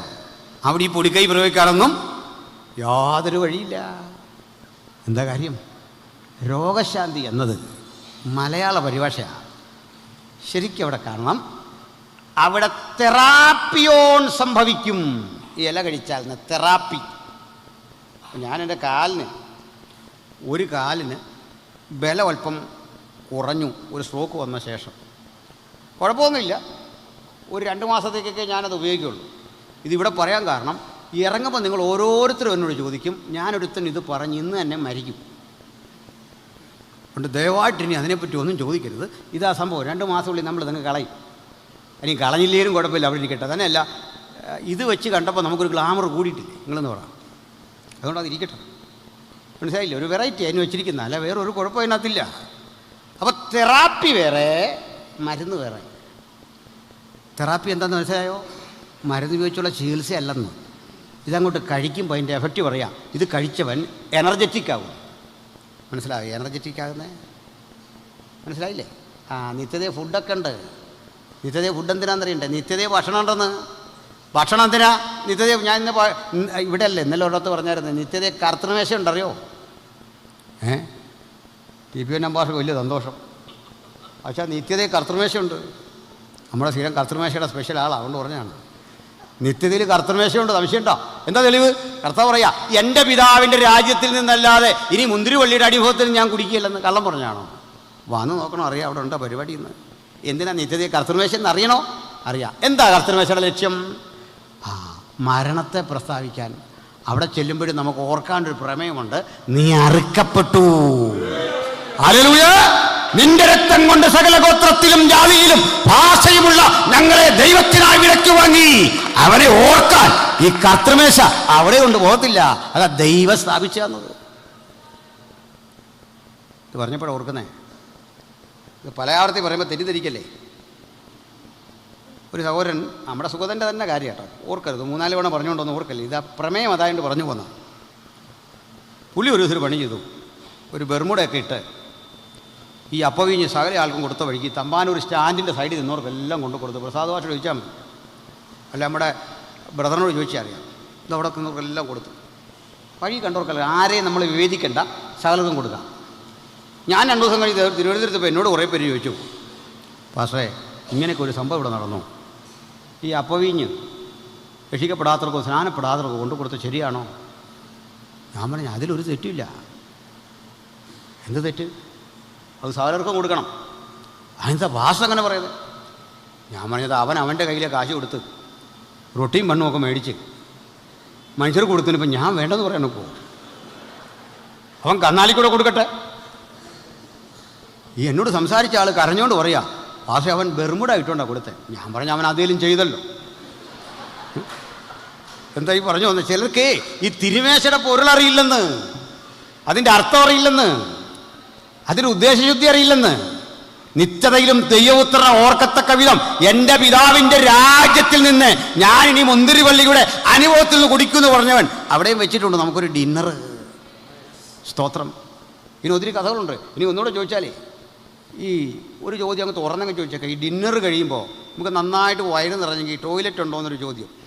ഉത്തരം അങ്ങ് പറഞ്ഞേക്കാം ഇല്ല. എൻ്റെ കാരണം എന്താണെന്നറിയണ്ടേ? എന്താ ഈ വിസർജ്യ വ്യവസ്ഥയുടെ ലക്ഷ്യം എന്താ അറിയേ? ബോഡിക്ക് ആവശ്യമില്ലാത്ത കാര്യങ്ങൾ പുറന്തള്ളലാണത്. നമ്മൾ ഈ കഴിക്കുന്ന ഭക്ഷണത്തിൽ വൈറ്റമിനും ആവശ്യമായിട്ടുള്ള പ്രോട്ടീനും ഒക്കെ എടുത്തിട്ട് ബാക്കി ശരീരം കളഞ്ഞേക്കുക. ഇതാണ് ഞാൻ നിത്യയുടെ പ്രത്യേകണം. അവിടെ കളയാനൊന്നുമില്ല, ഇതങ്ങ് ലയിച്ച് ചേരുക നമ്മോട്. നമ്മൾ പെർഫെക്റ്റ് മേനാകുക എന്ന്. ഹല്ലേലൂയ! മൺമയന്റെ പ്രതിമ ധരിച്ച പോലെ വിൺമയന്റെ പ്രതിമ ധരിക്കുമ്പോൾ സ്ഥിതിഗതികൾക്ക് പാടെ മാറ്റം വന്നിരിക്കുന്നു. അവിടുന്ന് കളയാനൊന്നുമില്ല, ഒരു മാലിന്യം അവിടെ ഇല്ല. മലിന വസ്തുക്കളുടെ സ്ഥലമല്ല, അത് വിശുദ്ധന്മാരുടെ സ്ഥലം. ബിംബാരാധികൾ ഭോഷ്ക് പറയുന്നവർ ഏവർക്കുമുള്ള ഓഹരി പുറത്തു തന്നെ എന്ന് ദൈവത്തിന്റെ വചനം കൃത്യമായി പറയുമ്പോൾ ആ സ്ഥലത്തിന്റെ സവിശേഷത കൂടി ദൈവമക്കളൊന്ന് അറിഞ്ഞിരിക്കണം. ആമേൻ. അപ്പോഴേ ഈ ഇല കഴിക്കുമ്പോൾ നമ്മൾ കുറേ കൂടി അങ്ങ് എനർജി വരുമോ, കുറേ കൂടി എനർജറ്റിക് ആകുന്നു. അല്ലാതെ രോഗം മാറുമെന്നല്ല, രോഗം അവിടെ ഇല്ല, എനർജി കൂടുമെന്നു. മനസ്സിലായില്ലേ? ആ എനർജി കൂട്ടുന്നൊരു സാധനം അതാണ് ഇല. അതിനകത്തൊരു വ്യംഗ്യാർത്ഥമുണ്ട്. ഈ ഇല ഇത്ര പ്രയോജനപ്രദമാണെങ്കിൽ അതിൻ്റെ ഫലം എത്രയോ ശ്രേഷ്ഠമായിരിക്കും. പ്രൈസലോ, അവിടെ കളയാനൊന്നുമില്ല. അർത്ഥവത്തായ ഒരിടം. ഏദനിൽ നിഷേധിക്കപ്പെട്ടതൊക്കെ തൻ്റെ മക്കൾക്ക് വാഗ്ദത്തം ചെയ്തിരിക്കുന്ന മനോഹര ദേശം. ആ ദേശം സ്വപ്നം കാണാനായി കൺവെൻഷൻ, ആ ദേശം ഹൃദയത്തിൽ കണ്ട് ധ്യാനിച്ച് മടങ്ങാനാ ഈ യോഗം. ആ ദേശം ഹൃദയത്തിൽ ഏറ്റെടുത്തുകൊണ്ട് ദൈവശില്പിയായി നിർമ്മിച്ച മഹാനഗരത്തെ ദർശനം കണ്ട് ജീവിക്കുന്ന ഇഹലോകത്തിലെ ജീവിതമാ ക്രിസ്ത്യ ജീവിതം. അതുകൊണ്ടേ അപ്പോസ്തലൻ പറഞ്ഞൊരു വചനം, നമ്മുടെ പൗരത്വം സ്വർഗത്തിൽ. നമുക്ക് രണ്ടുതരം പൗരത്വം. ഇവിടെ പൗരത്വം ഉണ്ട്, അതുകൊണ്ടാണ് വോട്ട് ചെയ്യുന്നത്, അതുകൊണ്ടാണ് നമ്മൾ റേഷൻ വാങ്ങുന്നത്. പോട്ടെ. പക്ഷെ സ്വർഗീയ പൗരത്തിൻ്റെ പ്രത്യേകത എന്തെന്നറിയണ്ടേ? ഇവിടെ ജീവിക്കുമ്പോൾ തന്നെ നമ്മളൊരു വിളി കാത്തിങ്ങനെ കഴിയുക. ഒരു വിളി കാത്ത്. ഇവിടുത്തെ വസ്തുക്കളെല്ലാം താൽക്കാലികമാണ്. താൽക്കാലികം. പ്രൈസലോ, താൽക്കാലികം. മനസ്സിലായില്ല? പറയാം. ഇവിടുത്തെ വസ്തുക്കളെല്ലാം കളയാനുള്ളതാണെന്ന്. ഇവിടെ ഇരിക്കുമ്പോൾ ഞങ്ങളുടെ ഷിനാജ് പാസ്റ്റർ മഹനീയം ഇവിടെ ഉണ്ട്. ഇവിടെ ലേവ്യൻ ഉണ്ടല്ലോ അല്ലേ? യഥാർത്ഥ പേര് ലേവ്യൻ എന്നാണ്. ഞാൻ ഷിനാജ് എന്നങ്ങ് വിളിക്കുന്നു. പോട്ടെ. എൻ്റെ മോള് ചെറിയ പ്രായത്തിൽ ഇതേ പേരുള്ളൊരു കൊച്ച് അടുത്ത വീട്ടിലുണ്ട്. ഇവർ രണ്ടും കിടന്ന് കളിക്കും. ഈ ഷിനാജ് ഇതിനൊരു സാക്ഷിയാണ്. ഈ കൂട്ടാനും കഞ്ഞിയൊക്കെ കളിക്കുന്ന പഴയ കളി. ഇപ്പോഴത്തെ പിള്ളേർ മൊബൈലിലാണ് കളിക്കുന്നത്. പണ്ട് ചിരട്ടയ്ക്കകത്ത് ഇതൊക്കെ വെച്ച് ഇങ്ങനെ കളിക്കുക. ഈ ബ്ലേഡിൽ തരിഞ്ഞും മണ്ണിൽ കളിച്ചുമൊക്കെ നിൽക്കുമ്പോൾ ഈ കുട്ടികൾക്കിട്ട് മാതാക്കൾ ചെന്ന് അടിയൊക്കെ കൊടുത്താൽ വഴക്കൊക്കെ പറഞ്ഞ് കയറ്റും. പക്ഷേ കുഞ്ഞുങ്ങൾ ഇവിടുന്ന് കളിച്ചോട്ടെ എന്ന് പറഞ്ഞാൽ ആണുങ്ങൾ പറയാം അവിടെ കളിച്ചോട്ടെ. കുഞ്ഞുങ്ങളെ ഈ ചോറുമൊക്കെ ഇങ്ങനെ മണ്ണ് വെച്ച് കളിച്ച് ഇങ്ങനെ ഉരുട്ടി കളിച്ച് കൈക്കുടൊക്കെ ഇത് ഒഴുകുമ്പോൾ നമ്മൾ കണ്ടാൽ ഏതാണ്ടൊരു അപാകതയുണ്ടെങ്കിലും അവരിത് കളിയാണെന്ന് അവർക്ക് ചിന്തയില്ല. അവർ ധരിച്ചിരിക്കുന്നത് ഒറിജിനൽ ചോറാണെന്ന്. നമ്മൾ കാണാതെ ഈ കൊച്ചിങ്ങനെ അവിയലാന്നോർത്ത് ഇതൊക്കെ ഇങ്ങനെ നക്കുന്നുമുണ്ട്. മനസ്സിലായില്ലേ? കൊച്ചുങ്ങളത് എൻജോയ് ചെയ്യുക. കുഞ്ഞുങ്ങൾ നമ്മളെത്ര പറഞ്ഞാലും അതുങ്ങൾ ആ ചിരട്ട കളയല. ബ്ലേഡ് കൊണ്ട് കൈ മുറിഞ്ഞാലും ഇത് കളയല. ഇത് കൊള്ളാം, ഇതെൻ്റെ വീടാണ് എന്ന് പറഞ്ഞിരിക്കുകയാണ്. നമ്മുടെ വേറൊരു കൊച്ചു ഇരിപ്പുണ്ട്. അവളിങ്ങനെ കളിച്ചുകൊണ്ടിരിക്കുമ്പോൾ ഈ ഫോൺ വന്നതായിട്ട് അഭിനയിക്കുക. അപ്പോൾ ഫോൺ എടുത്തിട്ട് അടുത്ത ആളോട് ചോദിക്കുക, അരക്കുകയാണോ? കാരണം തൊട്ടപ്പുറത്ത് നിൽക്കുക. അപ്പോൾ അപ്പുറത്തെ ആൾ ലോജിക്കലൊരു മറുപടി, എങ്ങനെയാ കണ്ടതെന്ന്. കാരണം ദൂരത്താണല്ലോ രണ്ടുപേരും. പിള്ളേരായി യുക്തിബോധമായി. അപ്പോൾ ഇവരുടെ വിചാരം ഈ കയ്യിലിരിക്കുന്ന തീപ്പെട്ടി ഒറിജിനൽ ഫോണാണെന്നാണ്. ഞാൻ മുഖാലിലൊക്കെ ചെന്ന് ഓജപ്പാഷ കൺവെൻഷൻ ഇങ്ങനെ പ്രസംഗിക്കുമ്പോൾ മന്നായിക്ക് 3 വയസ്സ് 4 വയസ്സും കണ്ടേ ഉള്ളൂ. മന്ന ഒരു തീപ്പെട്ടി കയ്യിലെടുത്തിട്ട് ഇതുപോലെ ഈ കസേരയുടെ മണ്ടയ്ക്ക് ഇരുന്ന് ഇങ്ങനെ വീഡിയോ പിടിക്കുക. ആൾക്കാരെല്ലാം ഇങ്ങനെ കാണുക. മന്നായിക്കകത്തൊരു നാണവും തോന്നിയില്ല. ഇങ്ങനെ പിടിക്കുക, മുഴുവൻ ആളുകളെയും പിടിക്കുക. ഇങ്ങനെ പിടിച്ചുകൊണ്ടിരിക്കുകയാണ്. Original video. ലോകം ഇത്രേ ഉള്ളൂ. എന്താ കാര്യം എന്നറിയണ്ടേ? ഈ കുഞ്ഞ് ഇങ്ങനെ കളിച്ചുകൊണ്ടിരിക്കുമ്പോഴേ അകത്ത് ഒരു 12:30 മണിയൊക്കെ ആകുമ്പോഴേക്ക് ഫിഷ് ഫ്രൈ, ചിക്കൻ, നല്ല സാമ്പാർ, അവിയൽ, ഇതിൻ്റെയൊക്കെ ഗന്ധം ഇങ്ങോട്ട് അടിച്ചു വരുമ്പോൾ കുഞ്ഞിന് മനസ്സിലായി ഫുഡ് റെഡി. അവൾ ചാടി എഴുന്നേറ്റ് ഈ കൈ രണ്ടും ഇങ്ങനെ കുടഞ്ഞ് അവളിവിടെയൊക്കെ തൂത്തിട്ട് ഇവൾ തന്നെ ഈ ചിരട്ട കാലിന് തട്ടി അവളുണ്ടാക്കുന്ന ചോറും കറികളും ഒക്കെ ദൂരേക്ക് കളഞ്ഞിട്ട് ഓടി വന്ന് ഡൈനിങ് ടേബിളിൻ്റെ മുമ്പിൽ ഒരു ഇരിപ്പാ. ഈ ഭൂമിയിലെ സകല അനുഗ്രഹവും ഇങ്ങനെ കാലിന് തട്ടിത്തെറിപ്പിച്ചിട്ട് പൊരുളായി ഒന്ന് വരുമ്പോൾ, റിയലായി ഒന്ന് വരുമ്പോൾ, അക്ഷരാർത്ഥമുള്ള ഒന്ന് വരുമ്പോൾ ഭക്തൻ കോടാനുകോടി കരുത്തന്മാരായി ദൈവമക്കൾ കുറുമ്പ്രാവുകളെ പോലെ ഇറങ്ങി ഇന്നിവിടെ പാർക്കുമ്പോൾ ശക്തരായി അതിനെ അതിജീവിച്ചുകൊണ്ട് നിത്യത മനോഹാരിത കരഗതമാക്കാൻ ഉയർത്തി നിൽക്കുന്ന ഒരു സുദിനം നമ്മുടെ മുമ്പിൽ വരുന്നു. ഹല്ലേലൂയ. ആ നിത്യത കൂടാതെ ഒരാളെങ്കിലും ഈ രാത്രി തിരുവചന ശബ്ദം കേൾക്കുന്നെങ്കിൽ ഇപ്പോഴാകുന്ന സുപ്രസാദ കാലം, ഇപ്പോഴാകുന്ന രക്ഷാ ദിവസം. ഈ മഹത്തര രക്ഷ കരഗതമാക്കുന്നവർക്ക് തുറക്കപ്പെട്ട സ്വർഗം എന്ന യാഥാർത്ഥ്യം നമ്മുടെ കൺമുമ്പിൽ കിടക്കുന്നു. ആ നിത്യത കരഗതമാക്കാൻ സ്വർഗം നൽകുന്ന ആഹ്വാനത്തിൽ സുശക്തമായ ഒരാശയമുണ്ട്. 1 മിനിറ്റ് കൂടി അത് പറഞ്ഞ് ഞാൻ അവസാനിപ്പിക്കാം. സഹോദരേ, ഈ ഇവിടെ നമ്മുടെ അജിപുത്തൂരും പ്രസാദ് ഭാഷമൊക്കെ നല്ല ഒന്നാന്തരം പാട്ടുകളാണ് പാടി. അംശമൊന്നുമില്ല. എന്നാൽ സണ്ണി സാറേ ഒരു കാര്യം പറയാതിരിക്കാൻ തരയില്ല. നമ്മൾ ഈ ഭൂമിയിൽ പാടുന്ന ചുരുക്കം ചില പാട്ട് മാത്രമേ സ്വർഗത്തിൽ ആവശ്യമുള്ളൂ. ഇവിടെ പാടി കളഞ്ഞേച്ചു പോകേണ്ട പാട്ടുകളുണ്ട്. കർത്താവ് താൻ ഗംഭീരനാദമോടും പ്രധാന ദൈവത്തിൻ്റെ ശബ്ദത്തോടും ആ പാട്ട് നിത്യതയിൽ ചെന്നാൽ പിന്നെ പാടണം. അവിടെ കാണുന്ന പാടിയ ദൂതൻ തല്ലും, അതവിടെ പാടരുത്. ഇവിടെ വെച്ച് പാടി തീർത്തോണം. ഇത് നമ്മുടെ കോത്തല ഭാഷയിപ്പുണ്ട്, ഒത്തിരി പാട്ടൊക്കെ എഴുതുന്ന ആളാണ്. ഇത്തരം കുറേ പാട്ടെല്ലാം ഇവിടെ വെച്ച് തന്നെ തീരും. മനസ്സിലായില്ലേ? കാരണം ഭൂമിയിൽ വെച്ച് മാത്രം പാടേണ്ട പാട്ടുകളുണ്ട്. പാട്ട് മോശമല്ല, നമ്മൾ പാടുന്ന പാട്ടാണ്, കാരണം അത് വാക്യവും കൂടെ ആണല്ലോ. ഒത്തിരി പാട്ട് ഇവിടെ വെച്ച് തീരും. ഭൂമിയിലെ പല പ്രമേയവും വേണ്ട. ഇതിനിടയ്ക്ക് ഭൂമിയിലിരുന്നു കൊണ്ട് നിത്യതയെക്കുറിച്ച് പാടുമ്പോൾ ഒരു പരമാനന്ദ സുഖമില്ലേ? ഇല്ലേ? ഉണ്ടെന്ന്. ഭൂമിയിൽ നിന്നുകൊണ്ട് നിത്യത ഓർക്കുന്ന പാട്ട്, നമ്മളതിന് മരണപ്പാട്ടെന്നൊക്കെ പറയുന്നുള്ളൂ. അത് ഭയങ്കര സുഖമുള്ള പാട്ടാണെന്ന്. അങ്ങനെയല്ലേ? അങ്ങനെയല്ലേ നിത്യതയെക്കുറിച്ചുള്ള പാട്ട്? യെരൂശലേമിന്നധിപനീശോ തിരുമുഖം ഞാൻ കാണാൻ, യെരൂശലേമിൽ അധിപനീശോ തിരുമുഖം ഞാൻ കാണാൻ, വരും വരെയും അരികിൽ ഭവാൻ ഇരിക്കണം നാഥ. എന്നെ ഓർത്തൊന്നും ചെയ്യണ്ട, അതിനാ പുള്ളി ഉണ്ടോ അവിടെ? ആ ചെരുപ്പിൻ്റെ വാറഴിക്കാൻ നമ്മൾ യോഗ്യരല്ല, അത് ചെയ്തോളൂ. നിങ്ങളെല്ലാം കൂടെ ചെയ്തോളൂ. എന്നാലേ ഇത് നിത്യതയെക്കുറിച്ചുള്ള പാട്ടാണ്. ഈ പാട്ട് കേൾക്കുമ്പോഴേ നമ്മളവിടെ ചെന്ന പ്രതീതി. എന്നാലേ ഈ സ്വർഗീയ ജീവികളുടെ ആവേശം ഇതല്ല. നമുക്ക് തങ്കത്തരി വീതി, സ്വർഗാതിസ്വർഗം, ജീവവൃക്ഷം, മാസത്തിൽ അതരം ഫലം കായ്ക്കുന്ന വൃക്ഷം, ഇതൊക്കെ എന്നെ ഭൂമിയിൽ വെച്ച് ആവേശപ്പെടുത്തുന്ന ഘടകങ്ങളാണെങ്കിൽ സ്വർഗീയ ജീവജാലങ്ങളുടെ ആവേശം തങ്കത്തരി വീതി അല്ല. സ്വർഗീയ ജീവജാലങ്ങൾ പുളകം കൊള്ളുന്ന വിഷയം ഈ പറയപ്പെട്ടതുപോലെ ജീവവൃക്ഷത്തിന്റെ ഫലമല്ല, മറഞ്ഞിരിക്കുന്ന മണ്ണയല്ല. അവരുടെ പ്രചോദനം എന്താണെന്നറിയണ്ടേ? ഭൂമിയിൽ നടന്ന ഒരു സംഭവം കണ്ടാണ് സ്വർഗീയ ജീവജാലങ്ങൾ ആനന്ദിക്കുന്നത്. ഭൂമിയിലെ ഒരു പ്രമേയമാണ് അവരെ അത്ഭുതസക്തരാക്കുന്നത്. ആ പ്രമേയം എന്താണെന്നറിയണ്ടേ? കാൽവറി അഥവാ ഗോൽഗോഥ. സ്വർഗത്തിലും ഉയർന്നു കേൾക്കുന്ന പാട്ടിൽ ഭൂമിയിൽ ഗോൽഗോഥ എന്ന യെരൂശലേമിന്റെ ഒരു ഭാഗം കേന്ദ്രീകരിച്ച് ഇന്നേക്ക് 2000 ആണ്ടുകൾക്കപ്പുറത്ത് നടന്ന ഒരു സംഭവം ദൂതഗണങ്ങൾ ദീർഘദൃഷ്ടിയോടെ നോക്കിക്കണ്ടിട്ട് ഭൂമിയിൽ നടന്ന സംഭവത്തെക്കുറിച്ച് സ്വർഗത്തിലിരുന്ന് പാടുക. അറുക്കപ്പെട്ട കുഞ്ഞാടേ നിനക്ക് മഹത്വം, നീ അറുക്കപ്പെട്ടു, നിന്റെ രക്തം കൊണ്ട് സകല ഗോത്രത്തിലും ജാതിയിലും ഭാഷയിലുമുള്ള ഞങ്ങളെ ദൈവത്തിനായി വിലക്കി വാങ്ങി. എന്താ ഈ ആവേശം എന്നറിയണ്ടേ? അതിന് കാരണമുണ്ട്. ഞാനേ വയനാട്ടിലൊരു പരസ്യത്തിന് പോയി.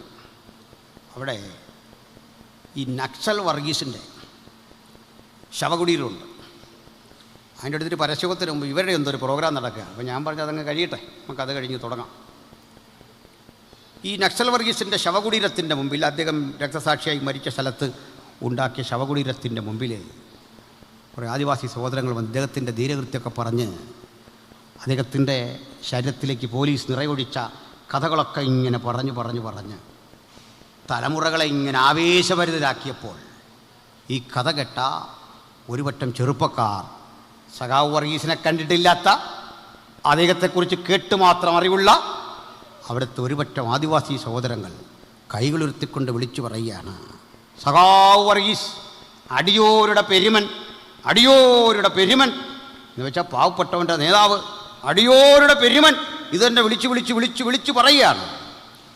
അപ്പോഴേ 10-20 വർഷം 10-40 വർഷത്തിനപ്പുറത്ത് പോലീസുകാർ നിറയൊഴിച്ച് കൊന്നുകളഞ്ഞ ഈ മനുഷ്യൻ്റെ ഓർമ്മകൾ ആദിവാസികളിൽ കൊടുത്ത തങ്ങളുടെ രക്ഷകനെ അവർ അദ്ദേഹത്തിൽ കണ്ടെത്തിയിട്ട് അവർക്ക് കൊടുത്ത ആവേശത്തിന് ഇത്രയും കനമുണ്ടെങ്കിൽ 2000 ആണ്ടുകൾക്കപ്പുറത്ത് കാൽവരുടെ കൊല്ലമരത്തിൽ എനിക്കും നിങ്ങൾക്കും വേണ്ടി ഒരുക്കി തന്ന പുണ്യാഗം, നീ അറുക്കപ്പെട്ടു, എനിക്ക് വേണ്ടി അറുക്കപ്പെട്ടു, ഹാവേലിന്റെ രക്തത്തെക്കാൾ ഗുണകരമായി സംസാരിക്കുന്ന പുണ്യാഗ രക്തം, അത് നിമിത്തം നീ ഞങ്ങളെ ദൈവത്തിനായി വിലക്കി വാങ്ങി ഞങ്ങളെ രാജാവും പുരോഹിതന്മാരും ആക്കി വെച്ചു.